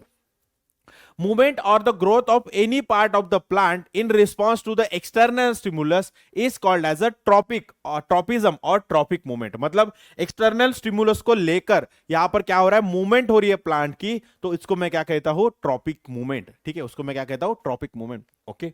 तो देखो अलग अलग ट्रॉपिक मूवमेंट है, अलग अलग टाइप के। फॉर एग्जांपल लाइट को लेकर यहां पर क्या हो रहा है, लाइट को लेकर यहां पर क्या होती है, मूवमेंट होता है। तो उसको मैं क्या कहूंगा, फोटोट्रॉपिक मूवमेंट। फोटो मतलब क्या होता है, लाइट। फोटो मतलब क्या होता है, लाइट। सो लाइट के अकॉर्डिंग प्लांट अगर मूवमेंट कर रहा है तो उसको मैं क्या कहता हूं, फोटोट्रॉपिक मूवमेंट। उसी साइड पर अगर जो हमारे रूट्स है, तो यहां पर जो टिप होती है या फिर लीव्स हो गए या प्लांट की जो टिप होगी, वो क्या करती है, लाइट के डायरेक्शन में मूवमेंट करती है। लेकिन आपने देखा होगा कि जो रूट्स होते हैं, रूट्स जमीन के अंदर जाते हैं, वो जमीन के अंदर जाते हैं, ग्रेविटेशन के साथ जाते हैं। तो उसको मैं कहता हूं ग्रेविट्रॉपिक मूवमेंट, ठीक है। ग्रेविटेशन के डायरेक्शन में, ग्रेविटेशन नीचे पुल करती है ना, तो उस डायरेक्शन में हमारे रूट्स नीचे नीचे जाते हैं, तो उसको मैं क्या कहता हूं, ग्रेविट्रॉपिक मूवमेंट, ठीक है। और उसी के साथ जो हमारे रूट्स होते हैं, देखना यहां पर समझ लो, यहां पर अगर क्या है, यहां पर रूट्स ऐसे नीचे नीचे जा रहे हैं।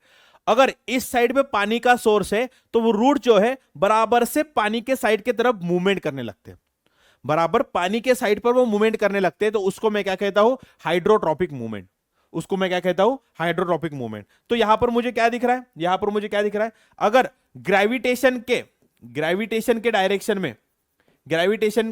डायरेक्शन में मुझे क्या दिख रहा है, यहां पर मूवमेंट दिख रहा है, ठीक है। तो इसको मैं क्या कहता हूं, ग्रेविट्रॉपिक मूवमेंट। हाइड्रोट्रॉपिक मतलब क्या हो रहा है, मुझे वाटर के डायरेक्शन में मुझे यहां पर क्या दिख रहा है, यहां पर रूट्स की मूवमेंट दिख रही है, वाटर के डायरेक्शन। देखो यहां पर क्या है, वाटर है, और यहां पर क्या दिख रहा है, ये जो रूट्स है यहां पर इस तरह से मूवमेंट कर रहे हैं। तो उसको मैं क्या कहूंगा, हाइड्रोट्रॉपिक मूवमेंट। और उसी के साथ जो है यहां पर केमोट्रॉपिक मूवमेंट होती है। अब केमोट्रॉपिक मूवमेंट कैसे होगा, कि यहां पर कुछ ना कुछ केमिकल के सिग्नल्स होते हैं, और उस केमिकल के मतलब डायरेक्शन में क्या होता है, यहां पर मूवमेंट होती है। फॉर एग्जांपल यहां पर आप देखोगे कि यहां पर पोलन ग्रेन होता है। अब ये पोलन ग्रेन क्या करता है, आपको आप नेक्स्ट क्लास में पढ़ने वालों, ठीक है, बस इतना समझ लो।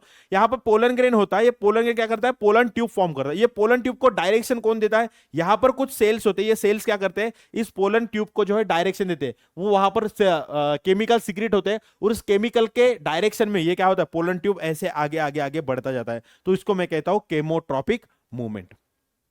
उसको मैं क्या कहता हूं, केमोट्रॉपिक मूवमेंट। मतलब क्या होता है, केमिकल के डायरेक्शन में वो क्या करेंगे, मूवमेंट करेंगे, ठीक है। केमिकल के डायरेक्शन में क्या करते हैं, वो मूवमेंट करते हैं। ओके, समझ में आ गया। ये क्या होगा, लाइट डायरेक्शन में जाएंगे, ये लाइट के, चलो इसको मैं ये कर देता हूं, ये किस में आएंगे, लाइट के डायरेक्शन में जाएंगे, लाइट डायरेक्शन, ठीक है। तो आप अगर देखोगे कि यहां पर जो है लाइट के डायरेक्शन में जो है यहां पर क्या होता है, प्लांट ऊपर ऊपर ऊपर ऊपर चढ़ते जाता है। यहां पर ग्रेविटॉपिक मूवमेंट में क्या होता है, प्लांट जो है यहां पर ग्रेविटेशन के साइड पे, और हाइड्रोट्रॉपिक मूवमेंट में जो है रूट जो है वो पानी की तरफ ऐसे बढ़ते बढ़ते बढ़ते जाते हैं। और यहां पर भी क्या हो रहा है, पोलन ट्यूब की यहां पर क्या हो रही है, ग्रोथ हो रही है।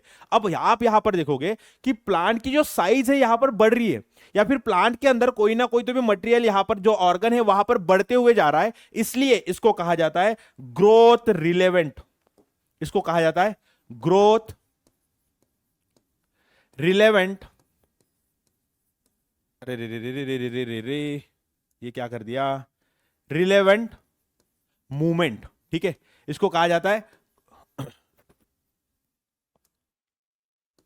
इसको कहा जाता है ग्रोथ रिलेवेंट मूवमेंट, क्योंकि इसमें क्या हो रहा है, जो यहां पर कोई ना कोई तो भी मतलब प्लांट का जो ऑर्गन है वो बढ़ रहा है, साइज में बढ़ रहा है, इसके लिए इसको कहा जाता है ग्रोथ रिलेवेंट मूवमेंट। लेकिन मैं दूसरे साइड पर देखता हूं तो मुझे क्या दिखता है कि यहां पर फॉर एग्जाम्पल आपने टच मी नॉट मिमोसा, ये क्या होता, इसका नाम है मिमोसा, ठीक है। मिमोसा प्लांट देखा होगा, ठीक आहे, मिमोसा प्लांट. तो मिमोसा प्लांट काय होत आहे, आप जाके लाजाडूचं आपण म्हणतो ना, लाजाडूचं झाड. सो आपण काय करतो, सिम्पली एका पानाला जाऊन असं छोटंसं टच केलं तर पूर्णच्या पूर्ण लीफ काय होतो, अशा प्रकारे बघा इथं जर मी टच केलं ना तर पूर्णच्या पूर्ण लीफ हळूहळू काय होतं याच्यामध्ये होता होतो, काय म्हणजे पूर्णच्या पूर्ण बंद होतो. आणि आफ्टर सम टाइम ये जो लीफ होता है वो फिर से खुल जाता है. तो यहां पर मुझे बताइए कि यहां पर प्लांट के मतलब जो लीफ है उसका मतलब उसकी क्या ग्रोथ कम हो गई या बढ़ गई? नहीं, वो सिंपली खुद को बंद कर रहा है, खुद को ओपन कर रहा है ना. इसमें प्लांट मतलब जो लीफ की साइज बढ़ी ना कुछ बढ़ी. तो इसलिए इनको कहा जाता है growth irrelevant movement. Growth irrelevant movement. जैसे वीनस फ्लाई ट्रैप है, तो इसमें क्या होता है, बस इसको फॉस्फोरस की कमी होती है इस प्लांट को, तो वो क्या करेगा, ऐसा ये होता है एक स्ट्रक्चर होता है. ये सिंपली क्या करता है, अगर ये पेन समझ लो, ये क्या है, इंसेक्ट है, इंसेक्ट आके बैठ गया तो ये सिंपली क्या करता है, खुद को बंद कर देता है. वो इंसेक्ट जो है मर जाएगा वहां पर, फिर से ये क्या हो जाता है, खुल जाएगा. तो यहां पर इसकी कुछ ग्रोथ हो रही है क्या, नहीं, इसलिए क्या कहेंगे इसको ग्रोथ इररिलेवेंट मूवमेंट. वैसे फ्लावर ओपनिंग लोटस, उसमें फिब्रिल्स ऑन ड्रोसेला ड्रोसेरा, और ये क्या है हमारा फ्रूट डेhiscence इन बाल्सम. ठीक है, तो यहां पर प्लांट की कोई भी ग्रोथ नहीं हो रही है. ठीक है, प्लांट की कोई भी ग्रोथ नहीं है. नो डाउट यहां पर हम क्या कर रहे हैं, यहां पर स्टिमुलस दे रहे हैं, यहां पर स्टिमुलस. यहां पर देखो ये ओपनिंग ऑफ लोटस, लोटस ऐसे बंद होगा. ठीक आहे, आपल्या त्याची काय म्हणतो आपण त्याला, कडी आहे, लोटसची कडी आहे. आणि जेव्हा त्याला काय भेटतो, सनराईज भेटतो, किंवा सनराईज काय माझ्या तोंडामध्ये तोच येत आहे, sunrise sunrise sunrise. Okay, sunlight जेव्हा भेटतो तर काय होतं, किंवा सनलाईट किंवा असं एक पर्टिक्युलर टाइम मध्ये काय होतं, जो आहे ना तो लोटस फुलतो. ठीक आहे, आता याच्यामध्ये सांगा, कडी एवढीशी होती आणि ते फुलताना एवढी मोठी झाली, असं झालं का, नाही. कडी ऑलरेडी एवढी होती आणि जसं त्याला लाईट भेटला किंवा लाईट नाही भेटला, तो काय झाला, एक्सटर्नल स्टिम्युलस भेटल्याबरोबर एवढं मोठं झालं. बरोबर, त्याच्यामध्ये ग्रोथ झाली का, नाही. ठीक आहे ना. So that's why it comes under the growth irrelevant movement. Growth irrelevant movements. ठीक है, ग्रोथ इररिलेवेंट. लेकिन इसको भी क्या लगना चाहिए, इनको भी चाहिए होता क्या, इनको भी चाहिए होता स्टिमुलस. ओके, चलो भैया, अब ये तो हो गया प्लांट के अंदर कंट्रोल एंड कोऑर्डिनेशन. अब चलते हैं एनिमल्स के अंदर किस तरह से कंट्रोल एंड कोऑर्डिनेशन होता है. तो दो टाइप से होता है कंट्रोल एंड कोऑर्डिनेशन. एक होता है नर्वस कोऑर्डिनेशन और दूसरा होता है हार्मोनल कोऑर्डिनेशन. अब नर्वस कोऑर्डिनेशन मतलब क्या हो जाएगा, उसके अंदर आ जाएंगे नर्वस सिस्टम आएगी, उसके अंदर आगे नर्व सेल जो क्या करेंगे, पूरे के पूरे बॉडी को जो है यहां पर कंट्रोल करेंगे. फॉर एग्जांपल मैं बोल रहा हूं, मुझे बोलना है नर्वस, तो मैं नर्वस बोल रहा हूं, तो ये क्या किसके अंदर, इसके किसके अंदर काम कर रहा है, ये नर्वस कोऑर्डिनेशन के अंदर काम कर रहा है. लेकिन मेरे बॉडी के अंदर क्या है, यहां पर समझ लो मेरा ब्लड शुगर बहुत बढ़ गया, ब्लड शुगर लेवल जो है बहुत बढ़ गया. तो एक इंसुलिन, इंसुलिन नामक एक क्या होता है, हार्मोन होता है. वो इंसुलिन हार्मोन क्या करता है, खुद ब खुद बॉडी का जो ब्लड का जो ग्लूकोज लेवल है उसको क्या कर देता है, शुगर लेवल जो है उसको मेंटेन कर देता है. तो ये क्या हो गया, हार्मोनल कोऑर्डिनेशन. देखो, associate with the hormone glucose level, ये ठीक है. ओके, इतना समझ में आया. तो सबसे पहले हम डिस्कस करेंगे नर्वस कोऑर्डिनेशन किस तरह से काम करता है. Okay, nervous control. Okay, nervous control. Human body response to the change in their surrounding due to the nervous control. For example, अभी फॉर एग्जाम्पल क्या हो रहा है, मुझे किसी ने आकर गुस्से गुस्से में जो है मेरे यहां पर क्या कर दिया, चाकू मार दिया, हाथ में जो है चाकू से काट दिया. तो मुझे तुरंत समझ जाएगा कि मुझे किसी ने चाकू से मारा है, चाकू से मेरे हाथ को किसी ने काटा है. तो ये क्यों हो रहा है, just because of nerve cells. Nervous system है उसके लिए, उसमें एक फंक्शनल यूनिट होता है, वो होता है नर्व सेल. तो नर्व सेल क्या करते हैं, इंपल्स लेके जाएंगे, वो जो स्टिमुलस है, चाकू जो स्टिमुलस है, उसका स्टिमुलस लेकर वो क्या करेंगे, नर्व सेल मेरे ब्रेन तक जाएंगे, और ब्रेन में फिर उसके ऊपर एनालिसिस होगा कि हाँ भाई मयूर, तुझे जो है ना किसी ने तेरे हाथ पर काटा है.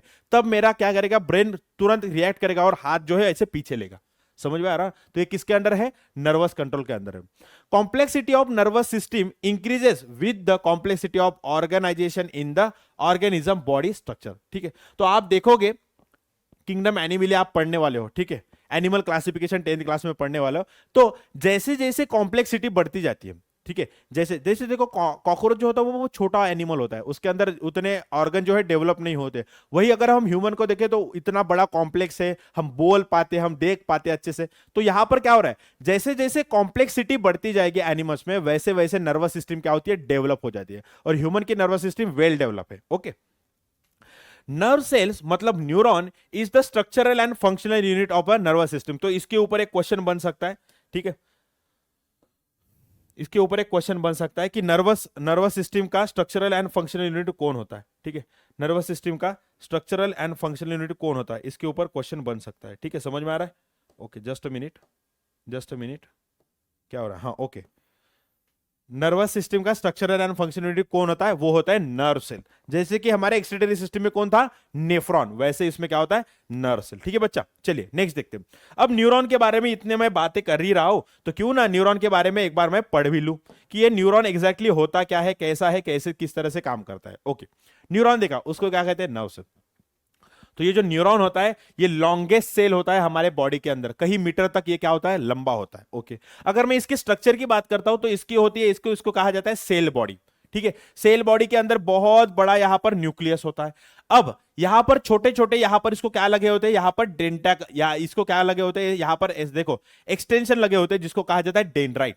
और एक डेंड्राइट जो होता है वो मॉडिफाइड होकर एक लंबा सा ट्यूब बनाता है, जिसको कहा जाता है एक्सॉन। जिसको कहा जाता है एक्सॉन। अब इस एक्सॉन के ऊपर छोटे, यहां पर देखो, यहां पर आपको एक कवरिंग दिख रही है, यहां पर बीच में वो कवरिंग इंटरप्टेड है, दूसरी कवरिंग यहां पर मुझे यहां पर दिख रही है, तो इसको मैं कहता हूं माइलिन शीथ। इसको मैं क्या कहता हूं? Myelin sheath. और जहां जहां पर ये जो माइलिन शीथ है यहां पर ब्रेक हुई है, यहां पर ब्रेक हुई है, यहां पर ब्रेक हुई है, तो उसको मैं कहता हूं नोड ऑफ रैनवियर। उसको मैं क्या कहता हूं? Node of Ranvier. समझ में आ गए? इतनी बात समझ में आ गई? ओके, और लास्ट में जहां पर होता है इसको कहा जाता है साइनेप्सिस। अब ये साइनेप्सिस क्या होता है मैं बताऊंगा। ओके, बगा डेफिनेशन क्या है? A special type of cell which conduct impulses from one place to another in the body is called as a neuron। मतलब क्या होता है? एक स्पेशल टाइप के सेल्स होते हैं। यहां पर अगर मुझे किसी ने चाकू ने काटा, ब्रेन तो यहां पर नहीं है मेरा, सर को लग, मतलब सर जो है, ब्रेन जो है मेरा हाथ को लग के तो नहीं है, तो इनको पता कैसे चलेगा? तो एक स्पेशल टाइप के सेल्स होते हैं, वो क्या करते हैं? जैसे स्टिमुलस दे दिया, चाकू ने मुझे स्टिमुलस दे दिया, तो वो इंपल्स कंडक्ट करेंगे, ब्रेन के पास लेकर जाएंगे। तो वो स्पेशल टाइप के सेल कौन से होते हैं? न्यूरॉन सेल होते हैं। Okay, it is a largest cell in the human body, तो इसको भी अंडरलाइन करके रख दो। It is a largest cell in the human body. ठीक है, ये एक पॉइंट बन सकता है। Up to few metre. It consist of the dendrite cell body. देखो, इट कंसिस्ट ऑफ द, अरे रे रे रे रे रे रे रे, ओके, देखो यहां पर क्या दिख रहा है? यहां पर क्या, कौन से? It consist of a dendrite cell body. ठीक है, consist of the dendrite cell body and axon. तो एक्सॉन क्या है? ये लंबा सा ट्यूब दिख रहा है, विद और विदाउट माइलिन शीथ। तो ये जो एक्सॉन दिख रहा है, इसके ऊपर मुझे क्या दिख रहा है? यहां पर ये ऐसे कवरिंग दिख रही है, ये यहां पर ऐसे कवरिंग, इसको कहा जाता है myelin sheath and axon terminal. तो ये हो जाएगा हमारे एक्सॉन टर्मिनल। ठीक है, ये क्या हो जाएगा? हमारा एक्सॉन टर्मिनल। ओके, नेक्स्ट देखते हैं। It have supporting cells called as a neuroglial cell. तो यहां पर देखो, ये क्या है? ये हमारा जो है, ये है हमारा एक नर्व सेल। ये यहां पर एक नर्व सेल देख लिया ना, यहां पर एक नर्व सेल है, यहां पर एक नर्व सेल है। ठीक है, अब इसके आजू बाजू में मुझे यहां पर भी कुछ सेल दिख रहे, यहां पर भी कुछ सेल दिख रहे, और यहां पर भी सेल कुछ दिख रहे। तो ये जो आजू बाजू के सेल्स होते हैं, इनको कहा जाता है क्या? Neuroglial cells. इनको क्या कहा जाता है? Neuroglial cell. Astrocyte, oligodendrocyte and microglial cell. देखो, एस्ट्रोसाइट, ओलिगोडेंड्रोसाइट, ठीक है, तो ये, और यहां पर क्या होता है? माइक्रोग्लियल सेल्स होते हैं। ये देखो माइक्रोग्लियल सेल्स होते हैं। अब देखो क्या होता है, अब देखो क्या होता है यहां पर, ध्यान देना, सब लोग ध्यान देना।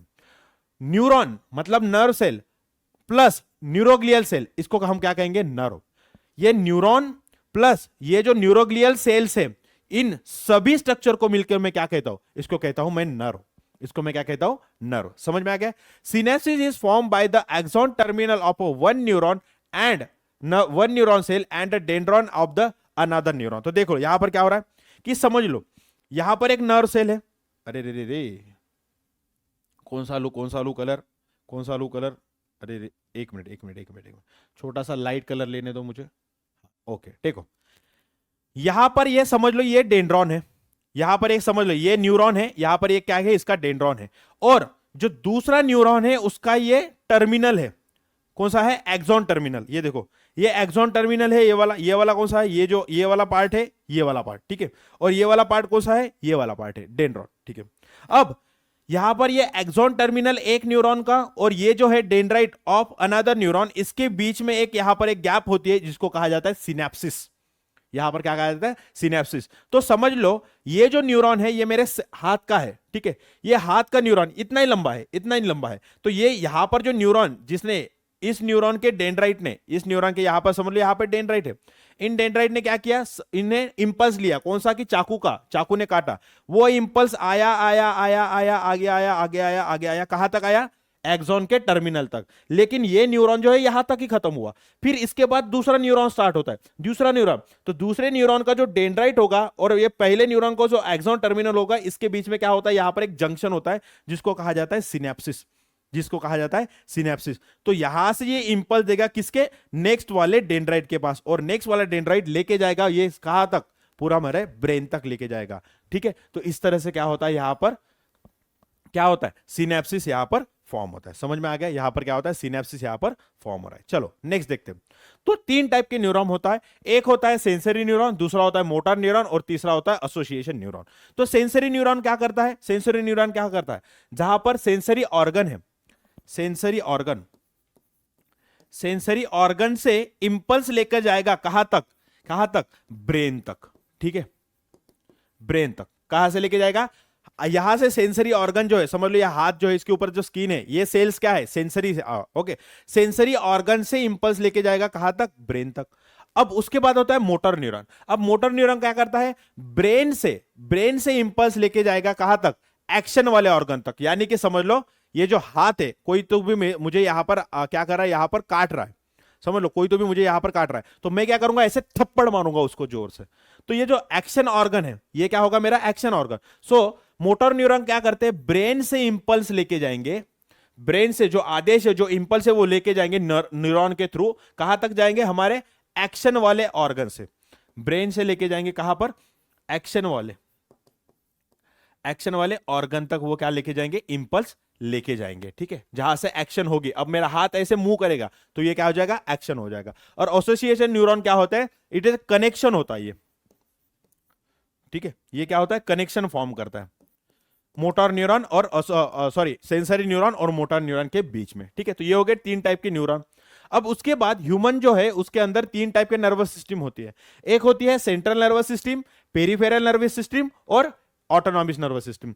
इसको कहा जाता है CNS, सेंट्रल नर्वस सिस्टम। इसको कहा जाता है PNS, पेरिफेरल नर्वस सिस्टम, और इसको कहा जाता है ANS, मतलब ऑटोनॉमस नर्वस सिस्टम। ठीक है, तो ये हो गया पूरा का पूरा। अब किसके अंदर क्या आता है वो देखेंगे, किसके अंदर क्या आता है वो देखेंगे। सबसे पहले हम देखेंगे सेंट्रल नर्वस सिस्टम।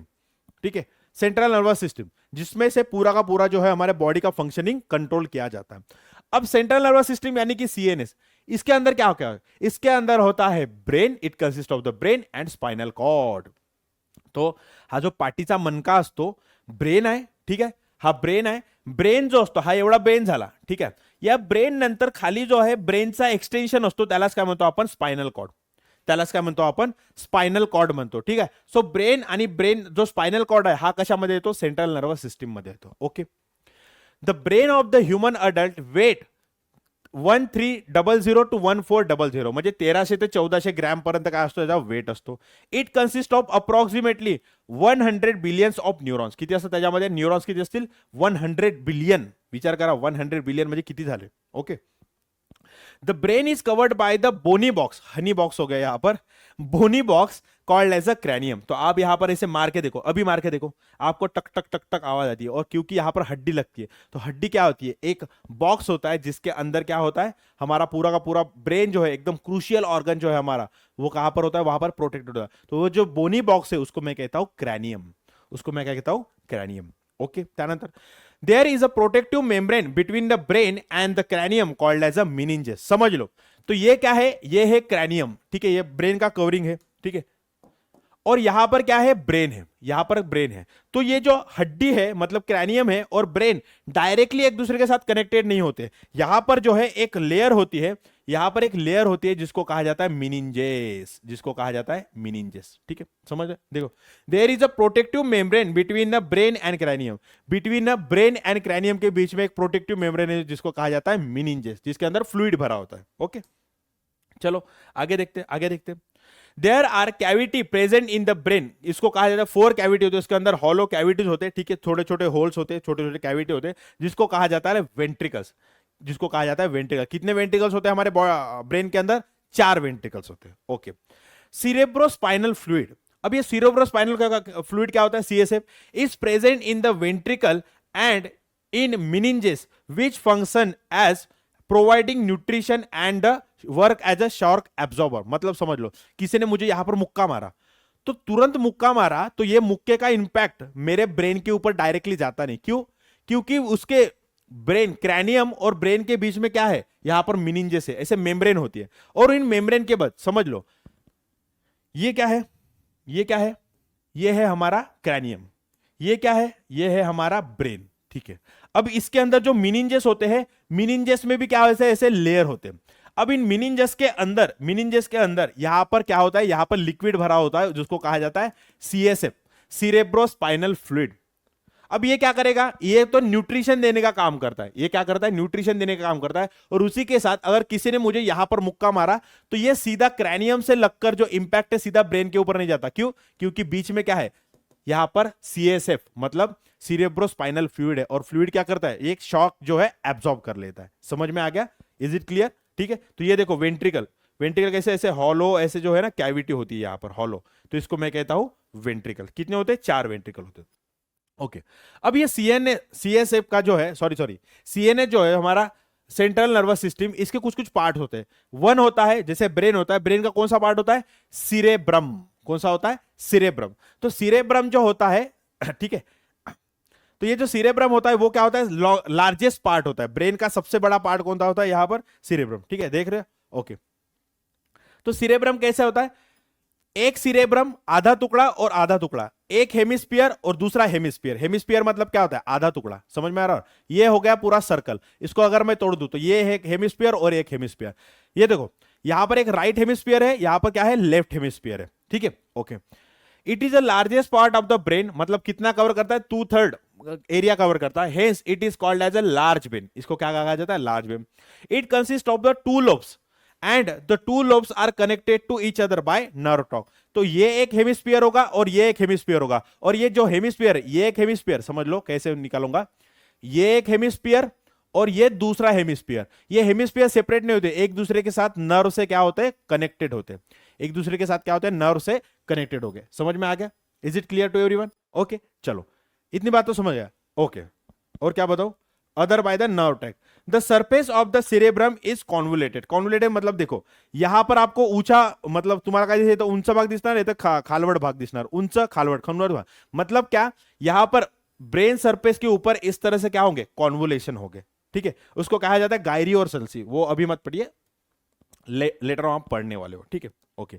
इसके बाद जो हमारे बॉडी का राइट पार्ट जो है वो कौन कंट्रोल करता है, लेफ्ट हेमिस्फीयर कंट्रोल करता है। और हमारे बॉडी के लेफ्ट पार्ट जो है वो कौन कंट्रोल करता है, वो राइट हेमिस्फीयर कंट्रोल करता है, सिरेब्रम का। ठीक है, समझ में आ गया? ओके, उसके बाद सेकंड पार्ट आता है, वो होता है सिरेबेलम।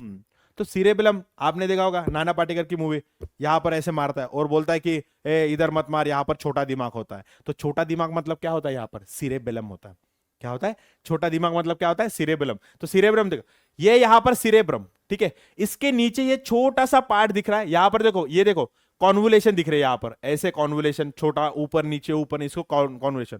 ये क्या हो गया हमारा सिरेबेलम। ठीक है, तो सिरेबेलम छोटा सा पार्ट होता है। It is a small part of the brain situated below the cerebrum. तो ये सिरेब्रम के नीचे छोटा सा पार्ट होता है, इसको मैं क्या कहता हूं, सिरेबेलम।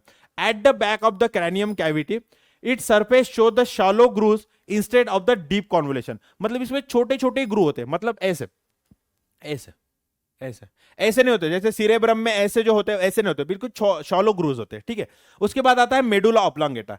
This is the hind most part of the brain. There are 2 triangular swollen structure called as a pyramid. तो देखो यहां पर जो होता है ये होता है पिरामिड्स। ठीक है, ये दो सोलो स्ट्रक्चर होते हैं जिसको कहा जाता है पिरामिड्स। ठीक है, on the upper side of the medulla oblongata. तो ये जो मेडुला ऑब्लांगेटा उसके ऊपर क्या होते हैं, पिरामिड जो होते हैं वहां पर देखने को मिलता है। ठीक है, the medulla oblongata consist of downward as a spinal cord. तो ये जो मेडुला ऑब्लांगेटा होता है, ये जो मेडुला ऑब्लांगेटा यहां पर देखो, ये होता है मेडुला ऑब्लांगेटा।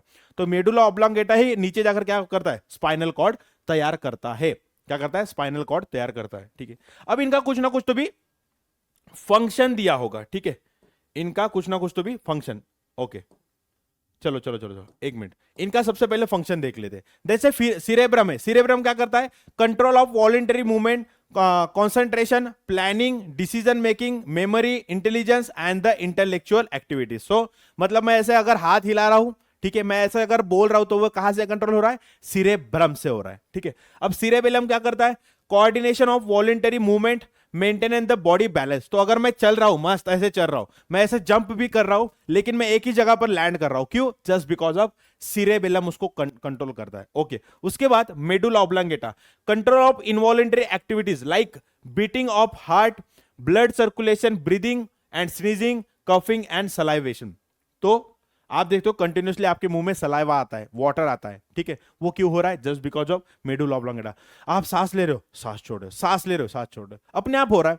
ब्लड आपके अंदर सर्कुलेट हो रहा है, अपने आप हो रहा है, बराबर है या नहीं। और उसी के साथ आप क्या देखोगे कि ब्लड सर्कुलेशन, उसी के साथ हार्ट जो आपका मतलब बीट हो रहा है, दब दब दब दब दब। आप पढ़ रहे हो क्या, नहीं अभी फास्ट हो, अभी स्लो हो, नहीं, अपने आप हो रहा है। तो इनवॉल्यूंटरी एक्टिविटी, इनवॉल्यूंटरी मतलब जिसके अंदर आपका कुछ भी, आपका दिमाग ना चले, ठीक है, वो अपने आप हो, उसको कहते हैं इनवॉलंटरी एक्टिविटी। तो इनवॉलंटरी एक्टिविटी कौन कंट्रोल कर रहा है, मेडुला ऑब्लांगेटा। अब ये स्पाइनल कॉर्ड क्या होता है, देख लेना, ये स्पाइनल कॉर्ड क्या होता है, देखो, it is present on a dorsal side. तो ये क्या हो, जो पीछे वाला जो सरफेस होता है, इसको मैं क्या कहता हूं, डॉर्सल साइड। ठीक है, it is hollow tubular structure. देखो, ये जो स्पाइनल कॉर्ड होता है वो कैसे होता है, हॉलो होता है, अंदर से क्या होता है, देखो, अंदर से जो है ऐसा ये हॉलो स्ट्रक्चर होता है। ठीक है, ऐसे नीचे जाता है। Okay, the cavity present in between is field with the CSF. तो अंदर की जो कैविटी होती है, ये वाली जो कैविटी होती है, वो किसके साथ फील्ड होती है, सीएसएफ, सिरेब्रो स्पाइनल फ्लूइड।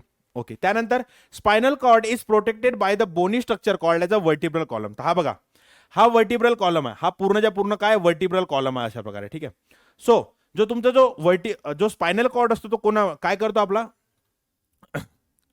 जो स्पाइनल कॉर्ड असतो तो प्रोटेक्टेड असतो, कशामुळे, वर्टिब्रल, पाठीचे जे मणके असतात त्याच्या आतमधून काय गेलेला असतो, स्पाइनल कॉर्ड गेलेला असतो। ठीक आहे, म्हणजे प्रोटेक्टेड आहे। It is covered by the meninges. So जसं ब्रेनवर मिनिंजेस होते, एक लेयर होती प्रोटेक्टिव्ह, तशाच प्रकारे स्पाइनल कॉर्डवर पण लेयर असते। Okay, it is slightly thick at a starter and gradually tapper toward the end. तो देखो यहां पर आपको एक दिखेगा कि यहां पर इसका जो डायमीटर है वो क्या है, ज्यादा है, लेकिन यहां पर देखोगे तो डायमीटर बहुत कम है। तो ये ऊपर की तरफ क्या होता है, ब्रॉड होता है, पर नीचे आते आते आते आते वो कैसे हो जाता है, ऐसे नैरो हो जाता है। ठीक है, समझ में आ रहा है। Okay, fibrous structure present at the end called as a filum terminale. ठीक है, यहां पर क्या होता है, फाइलम टर्मिनली, ऐसे यहां पर एक स्ट्रक्चर होता है फाइलम टर्मिनली। तो ये हो गया स्पाइनल कॉर्ड का स्ट्रक्चर। अब इनका फंक्शन क्या है, conduction of impulses from the skin toward the brain. So skin के जो इंपल्सेस है वो किसके थ्रू जाते हैं, स्पाइनल कॉर्ड से।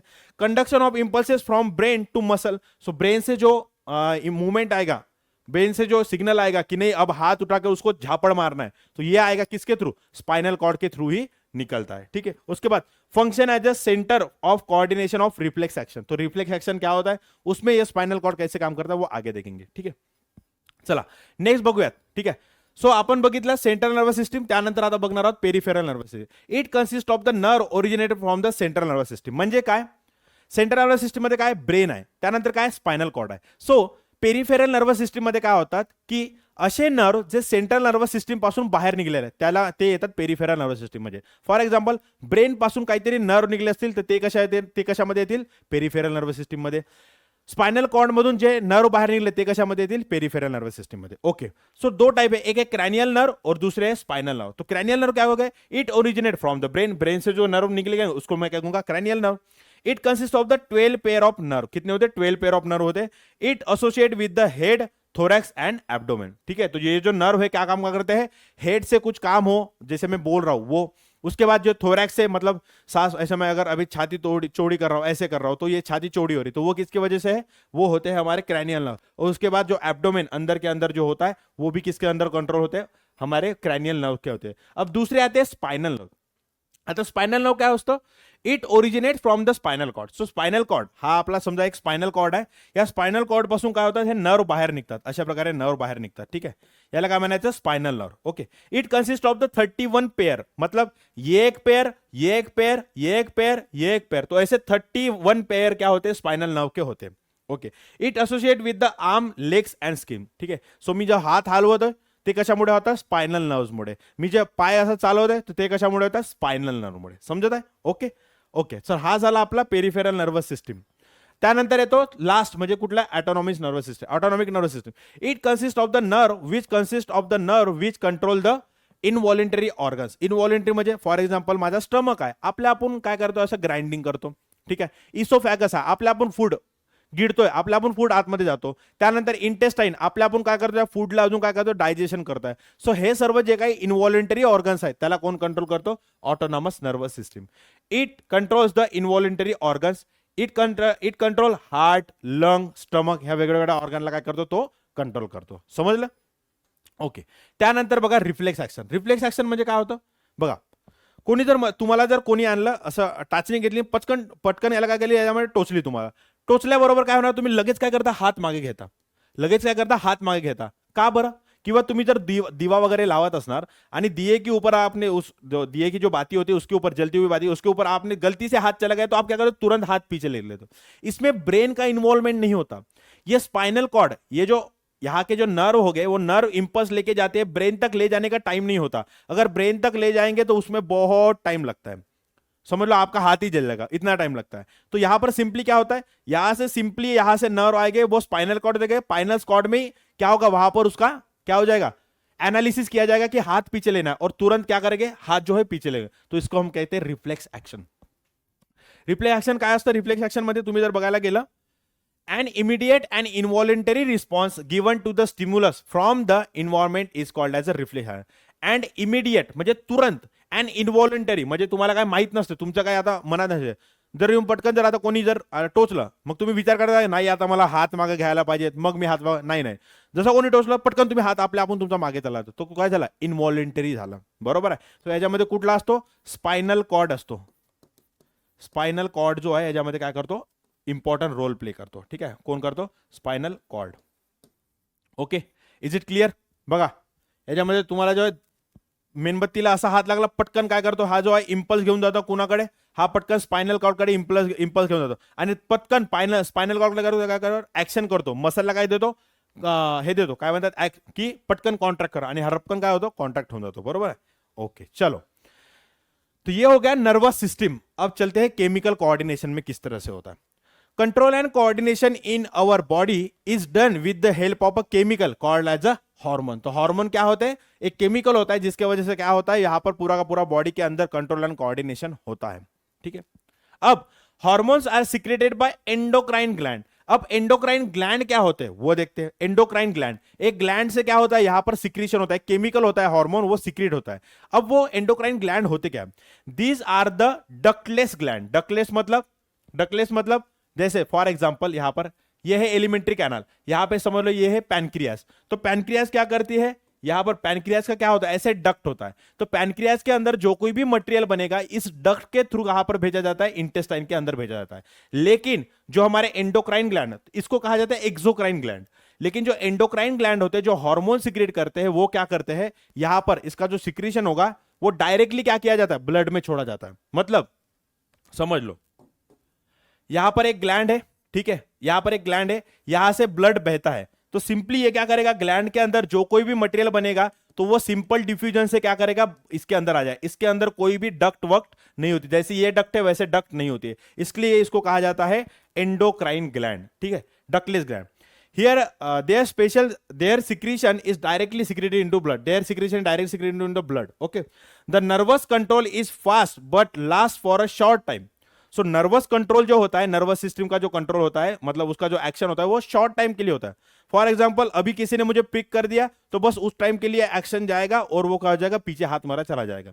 लेकिन जो हार्मोनल होता है for the short time of the time, but the hormonal control is slow. मतलब उसका काम क्या होता है, जैसे मेरे ब्लड के अंदर ग्लूकोज का लेवल बहुत बढ़ गया, शुगर बहुत बढ़ गया, तो इसके ऊपर हार्मोन धीरे धीरे काम करता है, लेकिन लॉन्ग टाइम के लिए उसका एक्शन चलता रहता है. समझ में आ गया. Slow and fast last for the longer time. Secretion of the hormones through endocrine gland is limited and have specific mechanism for control secretion. ठीक है, तो ऐसा नहीं है कि सिक्रीशन करना है तो एक लोटा सीधा हार्मोन डाल दिया, नहीं, बिल्कुल कंट्रोल वे में जितना हार्मोन चाहिए उतना ही हार्मोन भेजा जाता है. बरोबर आहे. सो हे एवढे काय आहेत आपल्यामध्ये, काय एंडोक्राइन ग्लैंड्स आहेत. एकदा तुम्ही याच्यामध्ये लिस्ट बघून घ्या, मी डिटेल मध्ये जाणार नाही. ओके, सो इसमें से एक एक जो है एंडोक्राइन ग्लैंड हम पढ़ लेंगे. ठीक है, फटाक से. सबसे पहला आता है हाइपोथैलेमस. लोकेशन क्या है, about the pituitary gland in the forebrain. तो यहां पर होता है ये पिट्यूटरी ग्लैंड, छोटी सी ग्लैंड होती है, इसके ऊपर जो ये रीजन दिख रहा है इसको कहते हैं हाइपोथैलेमस. अब इसका ये कौन से हार्मोन सिक्रेट करते हैं? Secrete the hormones which control the activity of secretory cells of the pituitary gland. So ये पिट्यूटरी ग्लैंड भी क्या है? एक हमारी हार्मोन सिक्रेट करने ग्लैंड है। तो ये पिट्यूटरी ग्लैंड कौन से हार्मोन सिक्रेट करेगी? ये कंट्रोल कौन करता है? इससे रिलीज होने वाले हार्मोन, मतलब हाइपोथैलेमस से रिलीज होने वाले हार्मोन क्या कंट्रोल करेंगे? पिट्यूटरी ग्लैंड कौन से हार्मोन सिक्रेट करेगी? ये कंट्रोल करता है, कंट्रोल द पिट्यूटरी ग्लैंड, ठीक आहे फंक्शन। त्यानंतर येतो पिट्यूटरी ग्लॅन्ड, ठीक आहे। पिट्यूटरी ग्लॅन्ड अशा प्रकारे असते बघा, याच्यामध्ये छोटीशी काय असते? ग्लॅन्ड, बिलकुल छोटीशी ग्लॅन्ड असते, याला म्हणायचं पिट्यूटरी ग्लॅन्ड। ओके, फंक्शन काय? At the base of the brain हे एवढे सारे हार्मोन करते, growth hormone, adrenocorticotropin, hormones of thyroid stimulating hormone, prolactin, follicle stimulating hormone, luteinizing hormone, हे वेगवेगळे हार्मोन्स आहेत आणि त्यांचे तुम्हाला याच्यामध्ये काय दिले? फंक्शन दिलेले आहेत, ठीक आहे। मी जास्त डिटेलमध्ये जाणार नाही, फास्टमध्ये तुमच्या बुकमध्ये फक्त याला दिलेलं आहे। ओके, थायरॉइड ग्लॅन्ड कुठं असते? काय? Anterolateral side of the trachea, okay, in the neck. बघा, हा आहे आपला ट्रॅकिया, विंड पाईप, ओके। या विंड पाईपच्या साईडला इथं काय असतात? थायरॉइड ग्लॅन्ड असतात, इथं काय असतात? थायरॉइड ग्लॅन्ड असतात, ओके। याच्यामध्ये काय असतात? याच्यामध्ये थायरॉइड ग्लॅन्ड असतात, इथे झालं हे लोकेशन, ओके। फंक्शन काय? थायरॉक्सिन अँड कॅल्सिटोसिन याच्यामध्ये दिला आहे आपलं। Control the growth of the body and metabolism, कोण? थायरॉक्सिन। आणि कॅल्सिटोसिन काय करतो? कॅल्सिटोसिन काय करतो? Control the calcium metabolism and the calcium level in the body, okay. मी तुम्हाला फक्त लोकेशन सांगतो। आता पॅराथायरॉइड काय असतात? हे जे थायरॉइड ग्लॅन्ड असतात त्याच्या मागच्या बाजूला बघा, हा झाला थायरॉइड ग्लॅन्ड, याच्या मागच्या बाजूला इथं बघा, हे एक थायरॉइड, हे 1 2 3, ओके। सो काय आपल्याला 4 काय दिसतात याच्यामध्ये? पैराथायरॉइड ग्लैंड दिसतात। 4 glands behind the thyroid gland, ये तो थायरॉइड ग्लैंड होता है उसके पीछे क्या होता है? Parathyroid gland. Parathormone control secrete करता है, कंट्रोल फंक्शन क्या है? Control metabolism of calcium and phosphorus. हमारे बॉडी में जो कैल्शियम फॉस्फोरस का जो लेवल होगा उसको मेंटेन करने का काम कौन करता है? Parathyroid gland. उसके बाद आता है पैनक्रियास। तो पैनक्रियास क्या करते हैं? एंजाइम भी सिक्रेट करते हैं और वो जो है हार्मोन भी सिक्रेट करते हैं, ठीक है। हार्मोन्स कौन से होते हैं? Glucagon, insulin, somatostatin and pancreatic polypeptide, ठीक है। और इनके जो है पूरे के पूरे फंक्शन यहां पे दिखा है। देखो, ग्लूकागॉन क्या करता है? Stimulate liver to convert glycogen into glucose. Insulin क्या करता है? Stimulate liver to convert excess of blood glucose into glycogen. Sorry, ये हो गए इसके फंक्शन, ठीक है, दोनों भी इसके function. Control the level of insulin and the glucagon, ठीक है। ये तो बात है। सोमैटोस्टैटिन, ये सोमैटोस्टैटिन इसका काम है। अरे यार रुको, ग्लूकागॉन ये और ये सोमैटोस्टैटिन क्या करता है? दोनों का, इंसुलिन और ग्लूकागॉन का कंट्रोल करता है, ठीक है। Control the movement of intestine and the thereby glucose absorption, कौन? पैनक्रियाटिक पॉलीपेप्टाइड, ठीक है। तो ये यहां पर होता है, ये पैनक्रियाज हो गए, ठीक है, ये पैनक्रियाज, ओके। चलिए next, adrenal gland. Adrenal gland कहां पर होती है? किडनी के ऊपर होती है, ये वाली एड्रिनल ग्लैंड होती है, ठीक है। क्या करते हैं? एड्रिनालिन, नॉर एड्रिनालिन और कॉर्टिकोस्टेरॉइड, ये क्या करते हैं? हार्मोन्स यहाँ पर सिक्रेट करते हैं। इनके फंक्शन भी यहाँ पर दिए गए हैं, ज्यादा डिटेल में एक्सप्लेन नहीं करूंगा क्योंकि इन डिटेल मैंने ऑलरेडी कर दिया। अब ओवरी होती है, तो ओवरी क्या होते हैं? यहाँ पर देखो, ये एक ओवरी और ये एक ओवरी, ठीक है। तो ओवरी में क्या होता है? यहाँ पर जो है, जो एग बनते हैं फीमेल के अंदर, जो एग जो ऊसाइड बनता है वो किसके अंदर बनता है? ओवरी के अंदर। तो इसके अंदर हार्मोन बनते हैं, कौन से? इस्ट्रोजेन और प्रोजेस्टेरॉन। तो इनका फंक्शन भी यहां पर दिया गया है। इन डिटेल आपको समझेगा नहीं, आप अगले वाले क्लास में पढ़ने वाले हो इसमें, ठीक है। उसके बाद होता है टेस्टिस। टेस्टिस ह्यूमन के अंदर, सॉरी मेल के अंदर, तो ये देखो यहाँ पर टेस्टिस और उस साइड पे एक टेस्टिस होते हैं। ये क्या करते हैं? टेस्टोस्टेरॉन। तो टेस्टोस्टेरॉन क्या करते हैं? आवाज जो है पहले आपका अभी क्या होगा? एकदम लड़कियों की तरह आवाज होगा, लड़कों का, ठीक है। लेकिन जैसे जैसे बड़े हो गए तो वो आवाज जो है लड़कों में आ जाता है, मतलब ब्रॉड हो जाता है आवाज। क्यों? टेस्टोस्टेरॉन। आपके ऊपर दाढ़ी मुछे आने लगती है, वो क्यों? टेस्टोस्टेरॉन की वजह से सारी की सारी चीजें होती है, ठीक है बच्चा। और उसके बाद आता है थाइमस, ठीक है। थाइमस ग्लैंड कहां पर होती है? लंग्स के बीच में होती है thymus gland. In the thoracic cage near the heart, जो हार्ट होता है, हार्ट के बाजू में क्या होती है? Thymus gland. क्या करता है? Thymosin control the cell which gives rise to the immunity. तो थाइमस सेल को क्या करते हैं? वो करती है, ठीक है। तो बच्चा लोग, इस तरह से जो है मैंने पूरा का पूरा जो चैप्टर है आपको थोड़ा सा डिटेल में और थोड़ा सा कहीं फास्ट, क्योंकि मुझे लगता है जो बुक में दिया है वही मैंने यहां पर लिखा है, ठीक है। तो ऐसे तरीके से हमने ये पूरा का पूरा चैप्टर डिस्कस लिया। आई होप कि आपको एकदम क्रिस्टल क्लियर समझ में आ गया होगा। अगर कोई भी दिक्कत है तो डाउट सेक्शन में पूछ ले, मैं आपको आंसर इसका दे दूंगा, ठीक है। कमेंट सेक्शन में पूछ लो, कोई दिक्कत नहीं। तब तक के लिए नमस्कार मंडली, धन्यवाद।